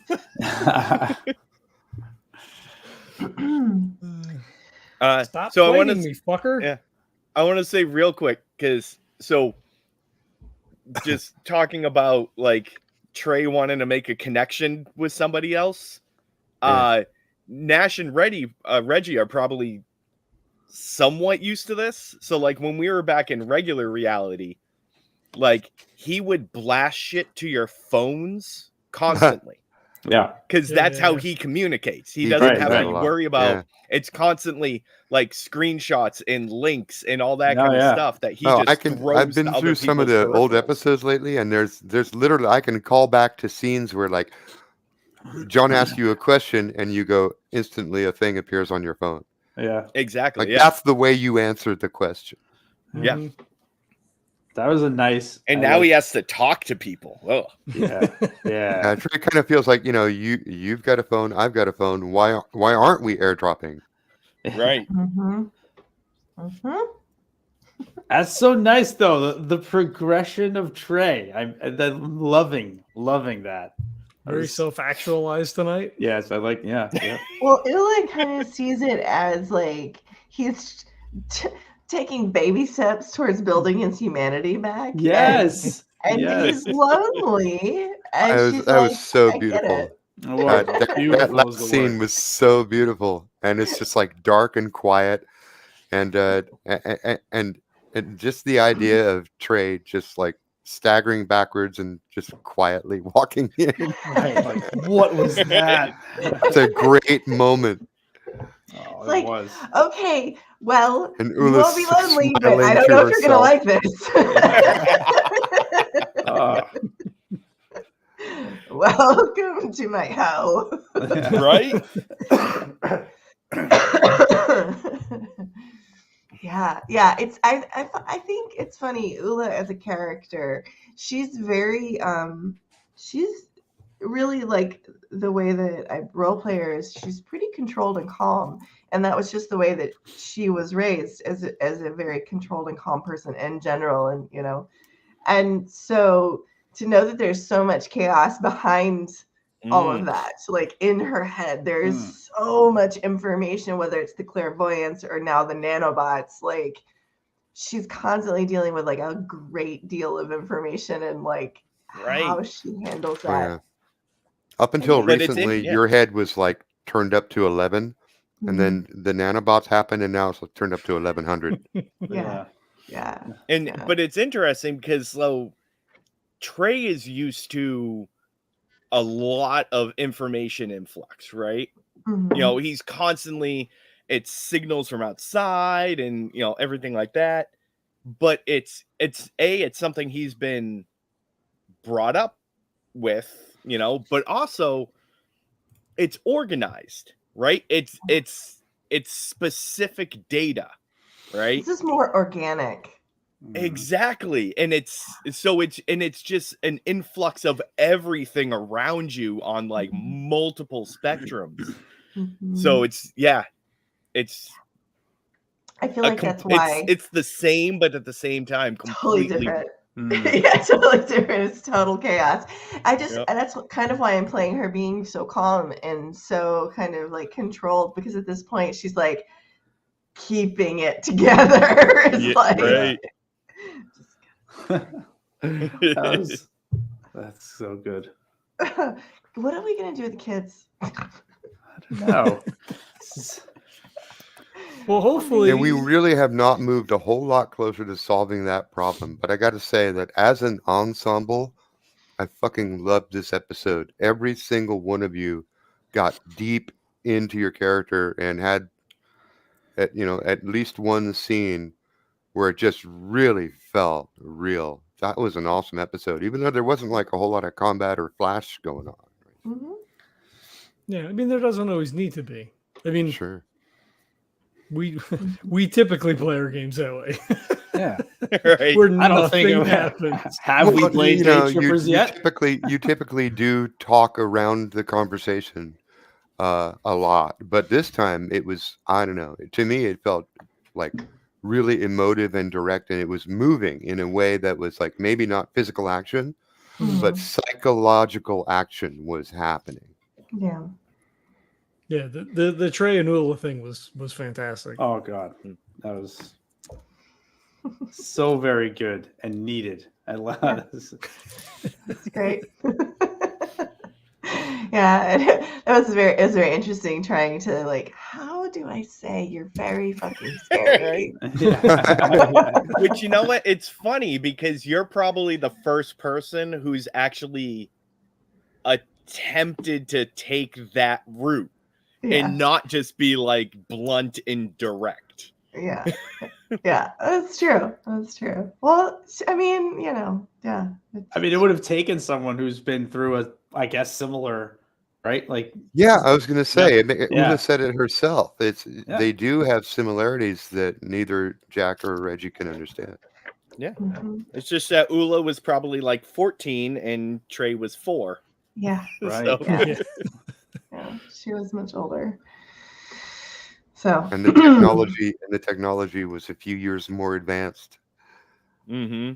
Yeah, and different, and what they were having her do was slightly different, and why they were like how she got herself into it was different. Like she didn't start out in that program; she was doing completely different things, and then Right. yeah. So yeah, that was all. She was more fully formed as a person. Right. Oh, I think that, in a way, what Trae went through is child abuse when viewed from the Mhm. outside, but when viewed from the inside, it's kind of like being a member of a cult or whatever, and that's just normal Yeah. for you. Yeah. Whereas what happened to Ulla is like literally like, enslavement, kidnapping, torture, Mhm. that level. Yeah. That was interesting. Interaction. I was kind of waiting for that. I was like wondering if there was going to be a point at which the two of them were like, so. Yeah, Right. Trauma, huh? I didn't. No, yeah, I you didn't got think it would. shit. I got I shit. didn't think right? it would Yeah. happen tonight, but it really just kind of happened as soon as I realized, oh, these two characters in a scene together, it's actually significant. big time. Yeah. Mhm. Oh yeah, he was asking her for to extend a great amount of trust, and she was Yeah. just Right. Mhm. like, okay. Yeah. Yeah. All right. So it's funny Let's talk about because this at least a little. yeah, Yeah.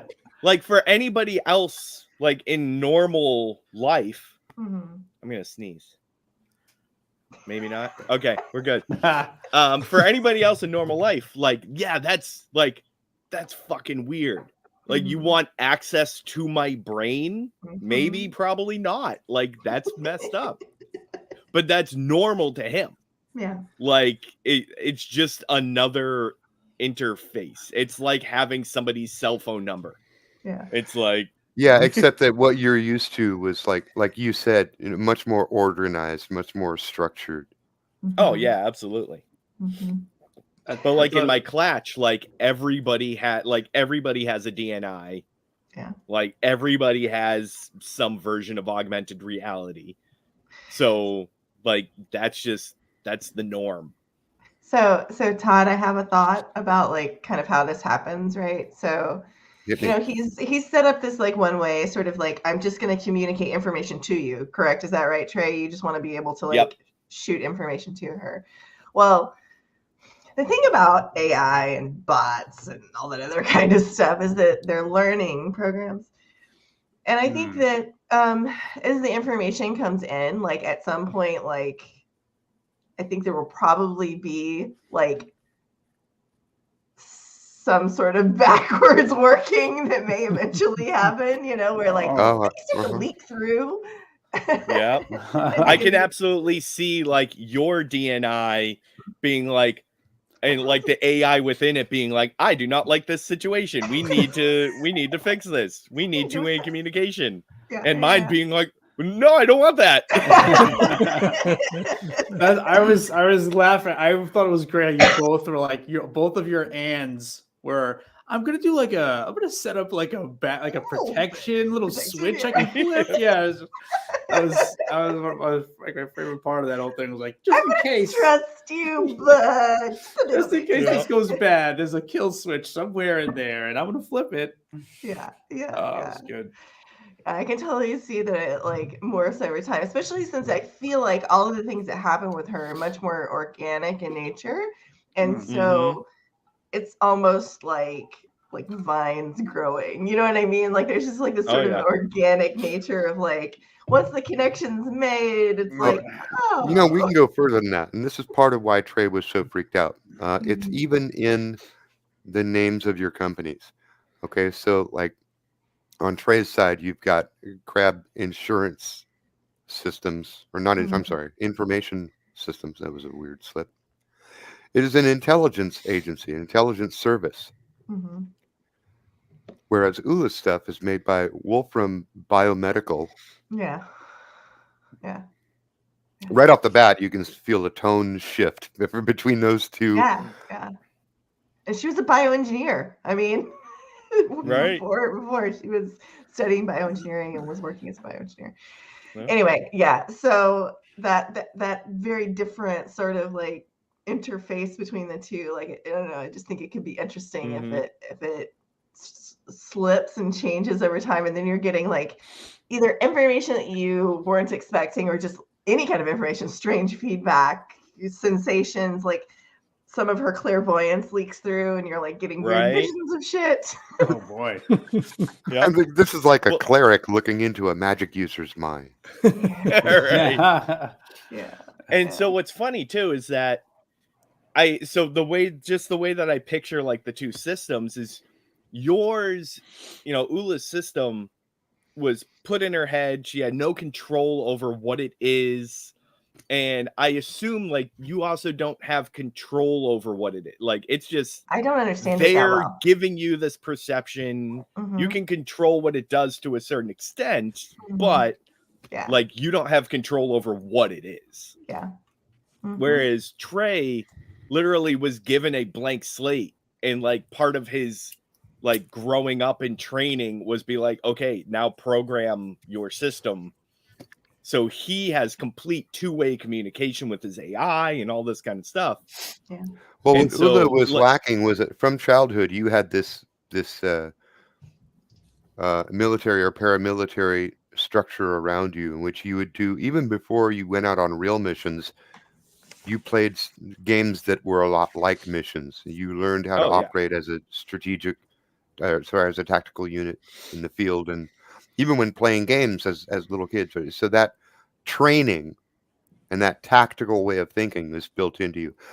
In Ulla's case, they gave her some phenomenal brain processing capability and some Phenomenal cosmic power. some extra sensory powers, some extra sensory Yeah. capabilities. But as far as the training is concerned, she was basically told, "You're now our property. You do what we tell you to do." Oh yeah. Figure it Trace out. No, was so what very I fu- Ender's Game. Yeah, right. Oh yes. So what I find interesting though is like, so you were talking about how like Ulla's AI just being like, I don't like this, and start to send the tentacles out and everything. I can absolutely see her system just doing that because it's much more of a natural Yeah. system. Mhm. So just naturally doing it Almost without subconsciously, your like knowledge driven of it by your even happening. subconscious. Yeah. Right. Yeah. Yeah, Yeah. maybe. So like Driven by you your have no subconscious. idea, but And to whereas yes in and that, Trae's yeah, there's the whole nano layer, which exactly. even Yeah. even Ulla doesn't know what that's capable of. Right. Yeah. And like No, if so, you yeah, look it's- at her skills, like her skill sets from like her on the character sheet, like Mhm, she has bioengineering and rhetoric. mhm. So this is like her when she was younger, her when she was going through school, like she became Yep. like a manager. She was like doing all this stuff with Wolfram Medical. And then Debate when team in university. yeah, like all of that stuff. And then when things change, her next skills are fighting, stealth, and firearms. Nice. The basics, the basics. Right? Yeah, right. So it's like she went from debate team to Boot camp. yeah, basically. It's like so Nice. that's why she's kind of an odd bird. Right? Yeah, I don't know. I think it'll be interesting to see like how that kind of all plays out. Meanwhile, Reginald has a Padawan. Right? Am I allowed to say that word? You know what I mean. Yeah. Uh-oh. Padawan, you invoked it. I'm sorry. Well, okay, I actually know. don't know, but I'm guessing you're talking about Whisper. Yes. Mhm. Yes. I don't know. You have a little Mini me. Mini, Yeah. mini, Yeah. me. Right. Baby psychic. Well, but she's bigger than him, so Yeah, she's bigger. Right. That's freaking me out a little because I don't like I want to.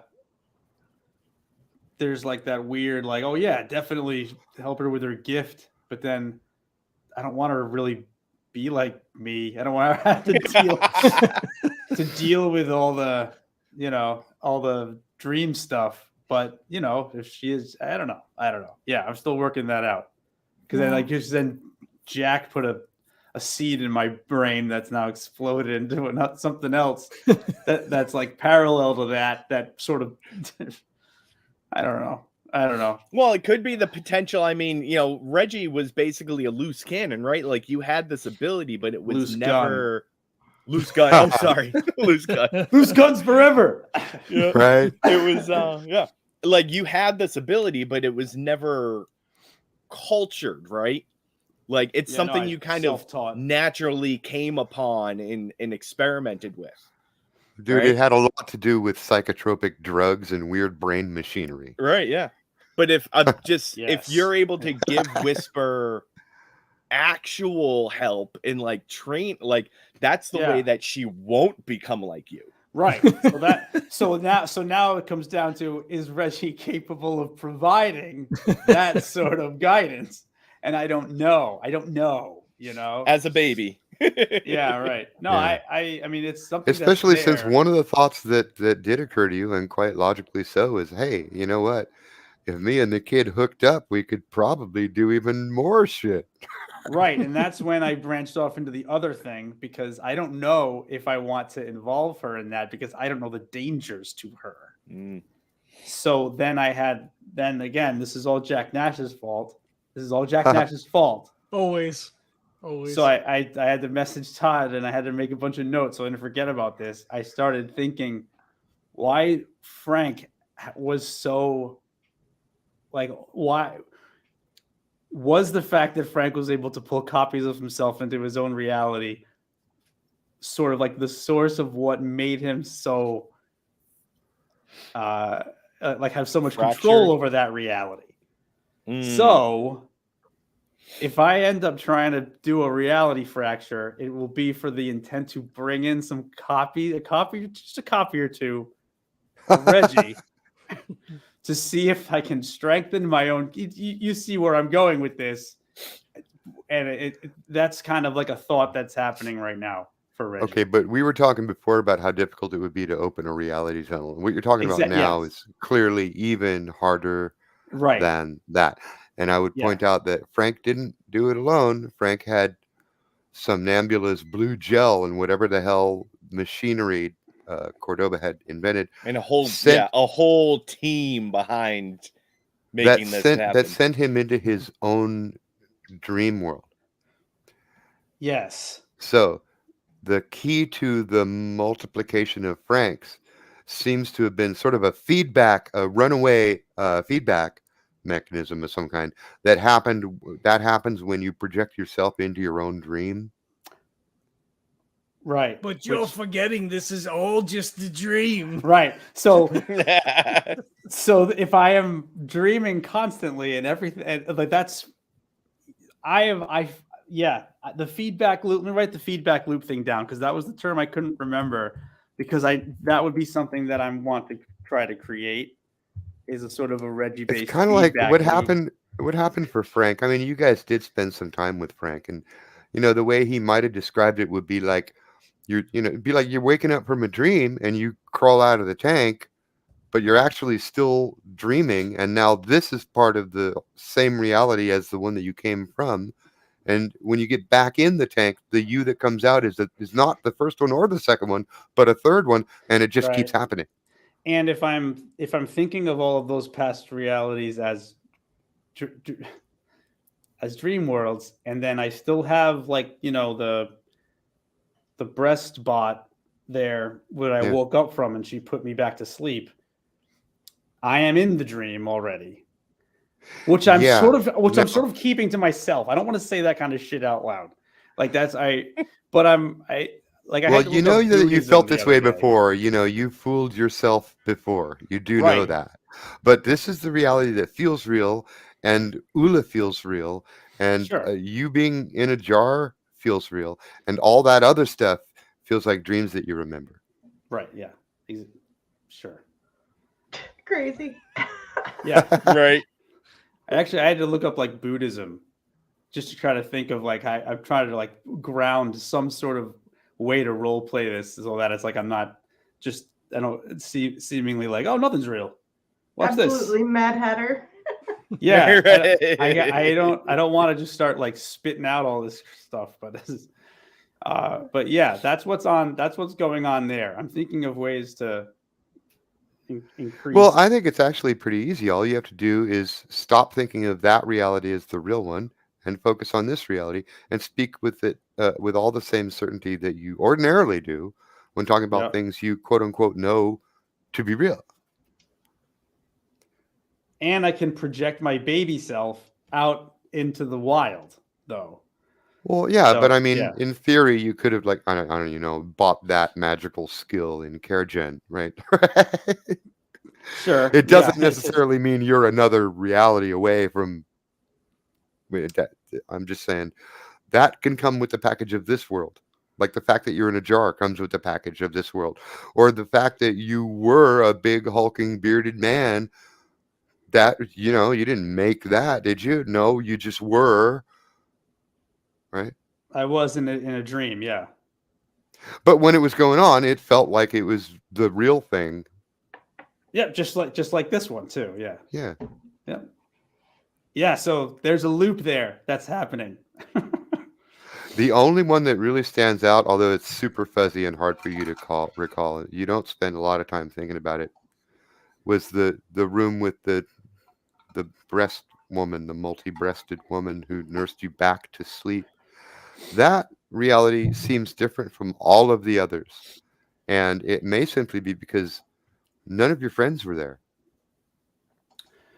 No, I attribute that to something with that I heard from Cordoba about the dreamers. Mm-hmm. It's all bouncing around up there with no real place to go. So How's Jack Nash doing? I kind of feel like he's sort of settling in a little bit. Like he still doesn't want to be here, but this is where we are, right? Like we have to deal with what's in front of us. Mhm. So it's like, all right, well, we have to because it's only like in reality, it's only been like 3 or 4 days. Well, I guess probably spent a day or two, and it's been like a week, right? Handful of days. Yeah, Mhm. tops. So like now it's like, all right, well, we're working, right? Like we have to achieve the objective. We have to figure out the thing. Maybe you got to go to the city and at least interrogate Wolfram if we don't outright kill him. Ulla's become part of the group. I feel like unconditionally at this point, right? Like you found us more or less, right? And took us in like stray cats without a whole lot of question, right? Like, and we fucked up your spot, kind of. Well, not really. I mean, Trae killed that guy, but like they were gonna reclaim that area, right? Like that doesn't have anything to do with us. Well, she You kind sped of up the timetable a little bit, maybe. yeah. She Yeah. figured it was going to happen eventually. Yeah. So I feel like in some sense he's adjusting to this situation, but with an eye towards like, I don't know what the fuck Reggie's talking about. This is clearly not a dream. We jumped through some fracture or portal or something that maybe Reggie created, but like we've got to get the fuck out of here. Which I think kind of was where like the question of like, hey, can't you just like crack this place and send us home? Like, Yeah. that's a thing, right? Like, you did it to get us here, maybe. So I just, like, think send us for back. sure that would be a thought that crosses at least one of your minds at least once, for sure. Yeah.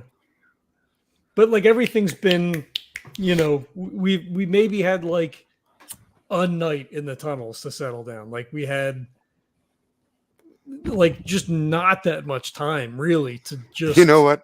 I woke you up from that sleep too. I don't think I've Yep. let you have 8 hours for the whole last week. Yeah, no, I don't think so. No, because even And that when we means were at Ulla's next RV, episode we get to start testing out my new sleep deprivation rules. Ooh. there you go.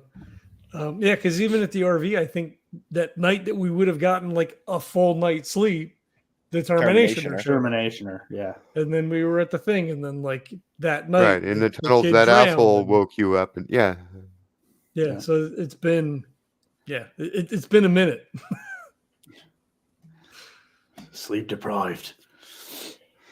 And just to radically change the subject, except that it is about Nash, I agree with Trae when he said that felt like way too much info to be given to pretty much a stranger. Oh, we can't Yeah. forget about that. Yeah, that's right. Yeah. I think because I think that was more me. I think I lost the thread of Nash, right? Like as much as like, okay, we're working now. Like me as the player, like, oh yeah. I remember like to you. think of it as I was, successful in seducing you with my crafty feminine ways and my crusty roasted lizard sticks. I think I- it was Nash's sleep deprivation. Yeah. Yeah, and I kind of feel like maybe he was falling asleep and she showed up, like he snapped, kind of like, oh fuck, right? Shit. Oh yeah, no, Yeah. I remember you. Yeah, fine. Oh, you want to help with the kids? That's great. Yeah, well, we're gonna go over here. Like you fucking watch the kids. Oh shit. Yeah. Also, like an interaction with a human that isn't either a raving lunatic or Yeah. like a enhanced bioelectric.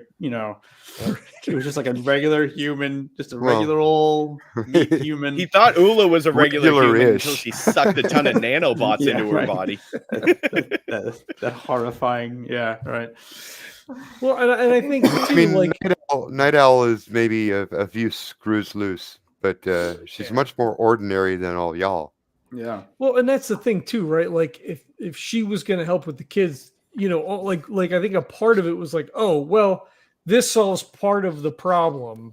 Mm. And Yeah. that we now have someone to sort of so okay, let me give some information. Like, hey, we're going. I didn't say we're going to power plant, so we're going west. I West. mean, there's probably nothing else out there, but like Right.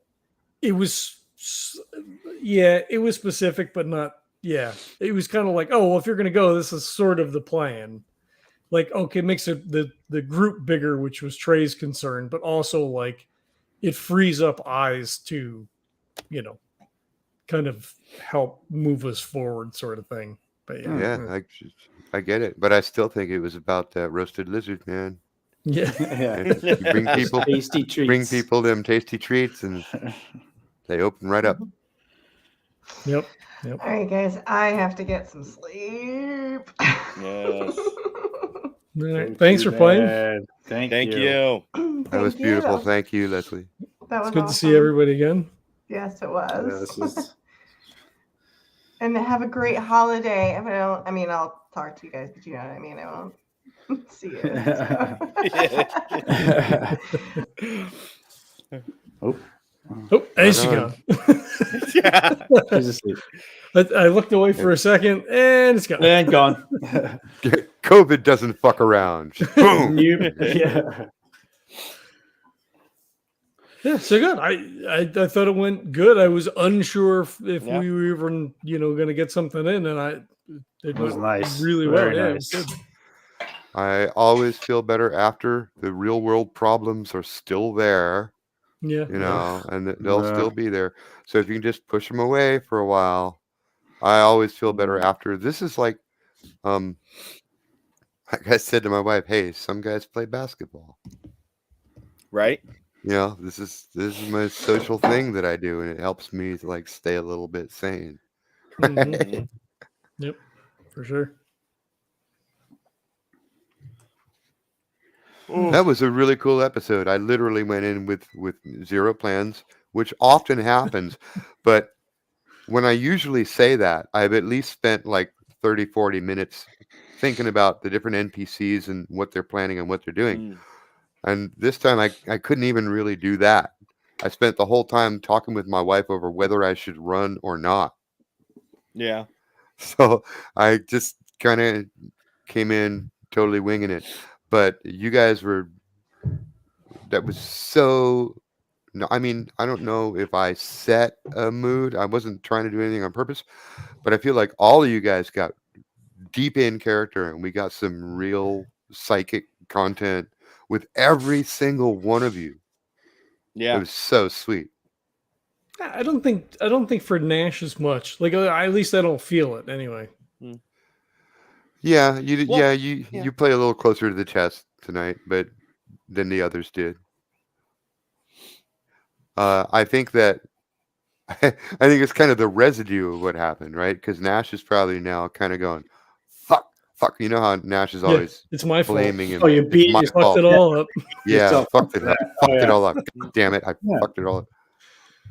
I think I feel like, the too, drone was with- probably yeah. there while I was fucking on watch, and then this chick showed up. Maybe she Oh, put the yeah. drone in. Fuck, you know. Yep. I mean, so to make a Rent reference. Well, when she left, Like, I'm sorry, no. Jesse, but when Oh, she no, go did ahead. go, Yeah. she did go back toward the east, and when the drone left, it went back to the north. Yeah. Yeah. Just FYI. It Well, went back to the when city. Trae pointed out what was going on, then he would have pushed it away. But like initially, like, oh shit, you know. Yep. But no, so like to make a Rent musical reference, like I'm looking at Nash right now as like the mark of the group. So you're the one that doesn't have any super fucked up shit going on right now. Yeah. Like, you're in an apocalyptic area, like struggling, but we're all on that level, Right. right? You're the only one that doesn't have this other existential stuff going on. Yeah. So you're like, for at least the way I see it, like Nash is just looking at like, let's survive, let's get to the next mark, let's. Now, this is an Where it's interesting like we're reversal all like because that too, but then Grounded. we're also like, It's the but also grounded. this thing. yeah, Yes, but like exactly, for three episodes or 3 seasons rather, Nash was really the one with the most inner turmoil. Right. And now Oh, yeah, Nash is the one absolutely. with the least inner turmoil. Yeah, it's which is nice for me as a player, right? Because then you guys do a bunch of stuff, Yeah. right, and then I could just Well- sprinkle in a little bit of flavor. Right. Well, so all right, so let's break this into a meta, right? Because I know, John, you talk about how like in pretty much every game, and I mean, granted, it's it's Legends, it's effectively yours, even though we all play, but it's yours. It's ours, but yeah, okay. It is, but yes. But so like in the Rogue Trader game, like you're the Rogue Trader. In DayTrippers, like you're the team lead. Most of the time, like you're the face of the group, right? Yeah. How does it feel? And you've always talked about like you don't necessarily want it to be that way, but at the same time, you understand it's your podcast, you're in the episode, it's kind of default that way. Right. We don't How play do you- if I'm not here. Right, exactly. Yeah. So how do you feel essentially not having that front role now? Being an NPC. Not an NPC, but like not being like you're like at this moment. Ouch, not, Elliot. you're not the face anymore. Like, and like Todd said like earlier, like Nash is still the team commander, but I mean, but almost like he's fuck, like pushing what Ulla role does way that a little bit. have right now? Yeah, right. Because he almost would default to Ulla at this point because we're somewhere Exactly, where which we you've done don't a know lot. anything. Yeah. Yeah. And part of it's a meta thing, right? We want to make sure that we're including Leslie and we're not like running over her and taking over the show because it's been the three of us. And, Right, yeah. Nash has been sort of to the front, so like it's an easy way and makes sense within the narrative for me to be like, oh, so Ulla, what about this, Mhm. because this is her place. It's fun for me to be able Well, of to course, watch you the guys very play. structure, the whole structure of the world in season 4 is designed to give her more authority than all of you. Yeah. And Oh, yeah. and that makes sense. And it's different, right? I mean, it's interesting. It's fun to be able to watch you guys play, and I'll still interject and add some flavor, which is the thing that I like to do anyway. But like you said, like Nash, like either Scylla's alive or she's not. Jasper's alive or he's not. We can go back to that world, or we like they're greater existential problems, but that doesn't, like, I can't do anything, right? Like, Right. There's literally nothing. Like he probably couldn't even drink if it really came to that point, because we're in the waste and there isn't, like, Ulla we got the termination drug, but really be like, oh, this is all fucked up. I'm just gonna get hammered and like I'm off the wagon, right? Like there's not even really that option. So it's just like, well, I guess we'll just take this as it comes. like we don't. There's no vendetta for us, like there's no Somnambula, there's no Susie, there's nothing. There's nothing that grounds. Nash is like a bachelor who wakes up one morning married, and he goes, okay, okay. Do do you think there's the potential then? So like, Nash doesn't necessarily. You're not necessarily fixated, but like you brought up Wolfram multiple times this session too, right? Like, do you think perhaps you're substituting, creating? You're creating that target because for the first time in years you don't have that big bad to go after. Ooh. So like you're like, you know what? Fuck it. Wolfram's it then. I mean, maybe part of it subconsciously, but like I also feel like Ulla said, like, this guy like fucked me up and is out to get me, and I can't be in the city because I didn't fulfill this contract. So like, as she becomes closer to us, right, then like that's what we do, right? Like we invaded Somnambula because the group was like, no, fuck it, we're gonna go do this. So like it's like a flip of the switch, right? So like now it's Ulla's thing. It's like, okay, well, we'll go help you do this thing because you've helped us, and like maybe by doing that, it also helps us. And he clarified, like, or maybe I said it meta, like not to necessarily kill him, but at least try to get some information. Yeah. Right. Because then maybe that gets us home. Like in the recap, Tod said specifically Wolfram reality fractures. Like that. Oh yeah, we're in game. In game, we're pretty sure because it was like in one of the fractures that opened up. Yeah, exactly. Yeah. So he's or the organization, if it's not like the individual, Mr. Wolfram, whatever. Well, yeah, I would say, you're assuming that there's a single person. You're also assuming it's gender. Well, right. Wolfram, in whatever form or function that takes as an organization, seems to be the focal issue that we have to deal with, right? Other than like simply surviving. Well, yes, but if we took what you said earlier about somehow tunneling out of this reality, that would mean that it's about escaping Wolfram, not diving straight into Wolfram. Well, it could be we're going to kill you unless you fucking send us home right now. and if you're not going to do it, we'll kill you, and then we'll figure it out anyway. So like, or attempt to figure it out. Yeah, attempt to figure it out. Yeah. Because if Reggie can't do it, like, Nash wouldn't have any other thought of like, well, how do we get out of here then? Right. Which, I mean, even if Reggie were able to open up a rift, like opening that up is incredibly difficult. But even B, if he does, we have no idea where, like, if is he able to open up a specific rift to a specific place, or if he opens up one, is it just going to be random? Like, that's why I wasn't opening up is difficult enough. but then to open a rift up to a specific place Mhm. feels incredibly I don't remember the actual number I was supposed to hit when I was trying to close it, but I had a memory that it wasn't even possible. Like I could It might have tie. been a 10, right? Like, so the best Yeah, you could have like it done was was a like yes, a yes but- bot. It was Yeah. either a 9 or a 10, and the best you could have got was a yes, but yeah. Yeah. Yeah. But yeah, I don't know. But I feel like that's a question that eventually, we had a minute to like just settle and Yeah. talk and whatever. Yeah. You'd be like, oh shit, well fuck, just send us back. You sent us here in the first place, just send us back.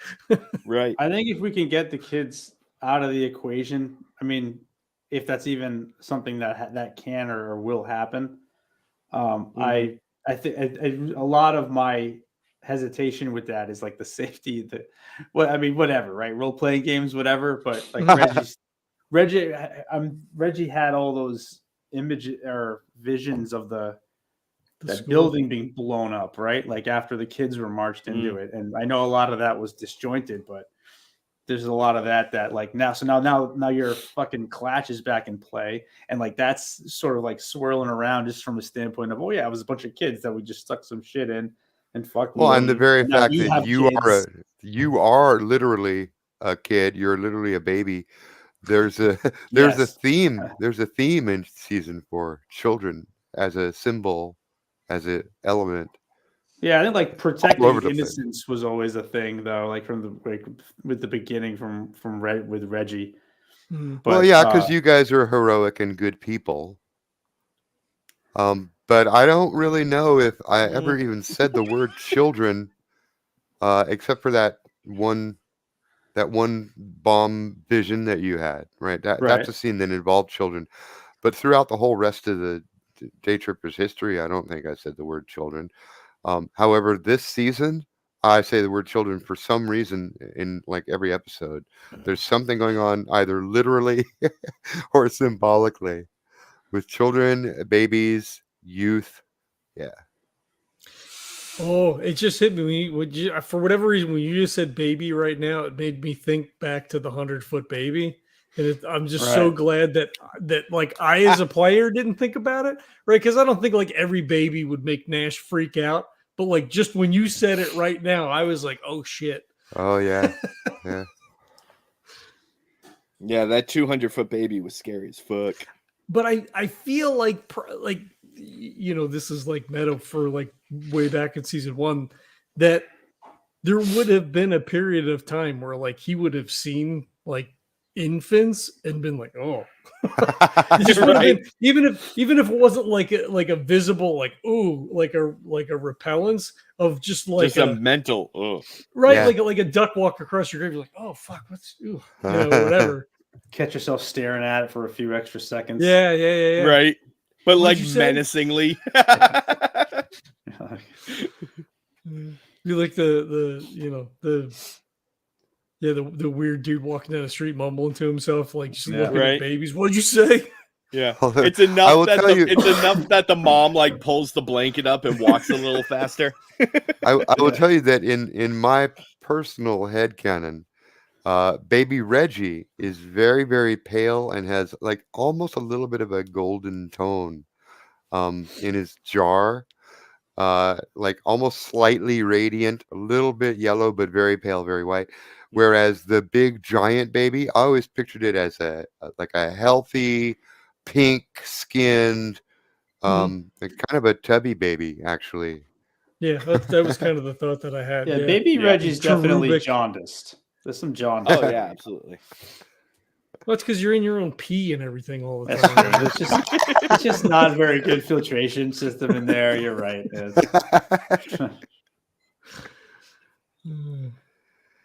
Okay, I think I'm out, you guys. That was All right. fucking awesome. Yep, All very good. right. Thanks for running. Yes, thank you. Thank you very much. I'll see you out Thank there. you. All All right, right, take have a it good easy. night. All right. Usually we bounce after Todd leaves. Should we let this run? Because then you're usually like, fuck, we should have recorded that still. Or are we actually done? Well, I have some stuff I want to talk about, but off recording. Yep. So, Yep. All right, you have any last comments then, John? Nothing. Nope. All right. we'll see if See ya. Trae kills Ulla next session. Ah, Yeah. damn it. Oh Where's my man, I squirt forgot bottle? to make my. I'm gonna put a sign up next session. Don't worry, I'll remember it next time. I'm still alive, motherfuckers. All right. Thanks, everybody. We'll catch you next time. Peace.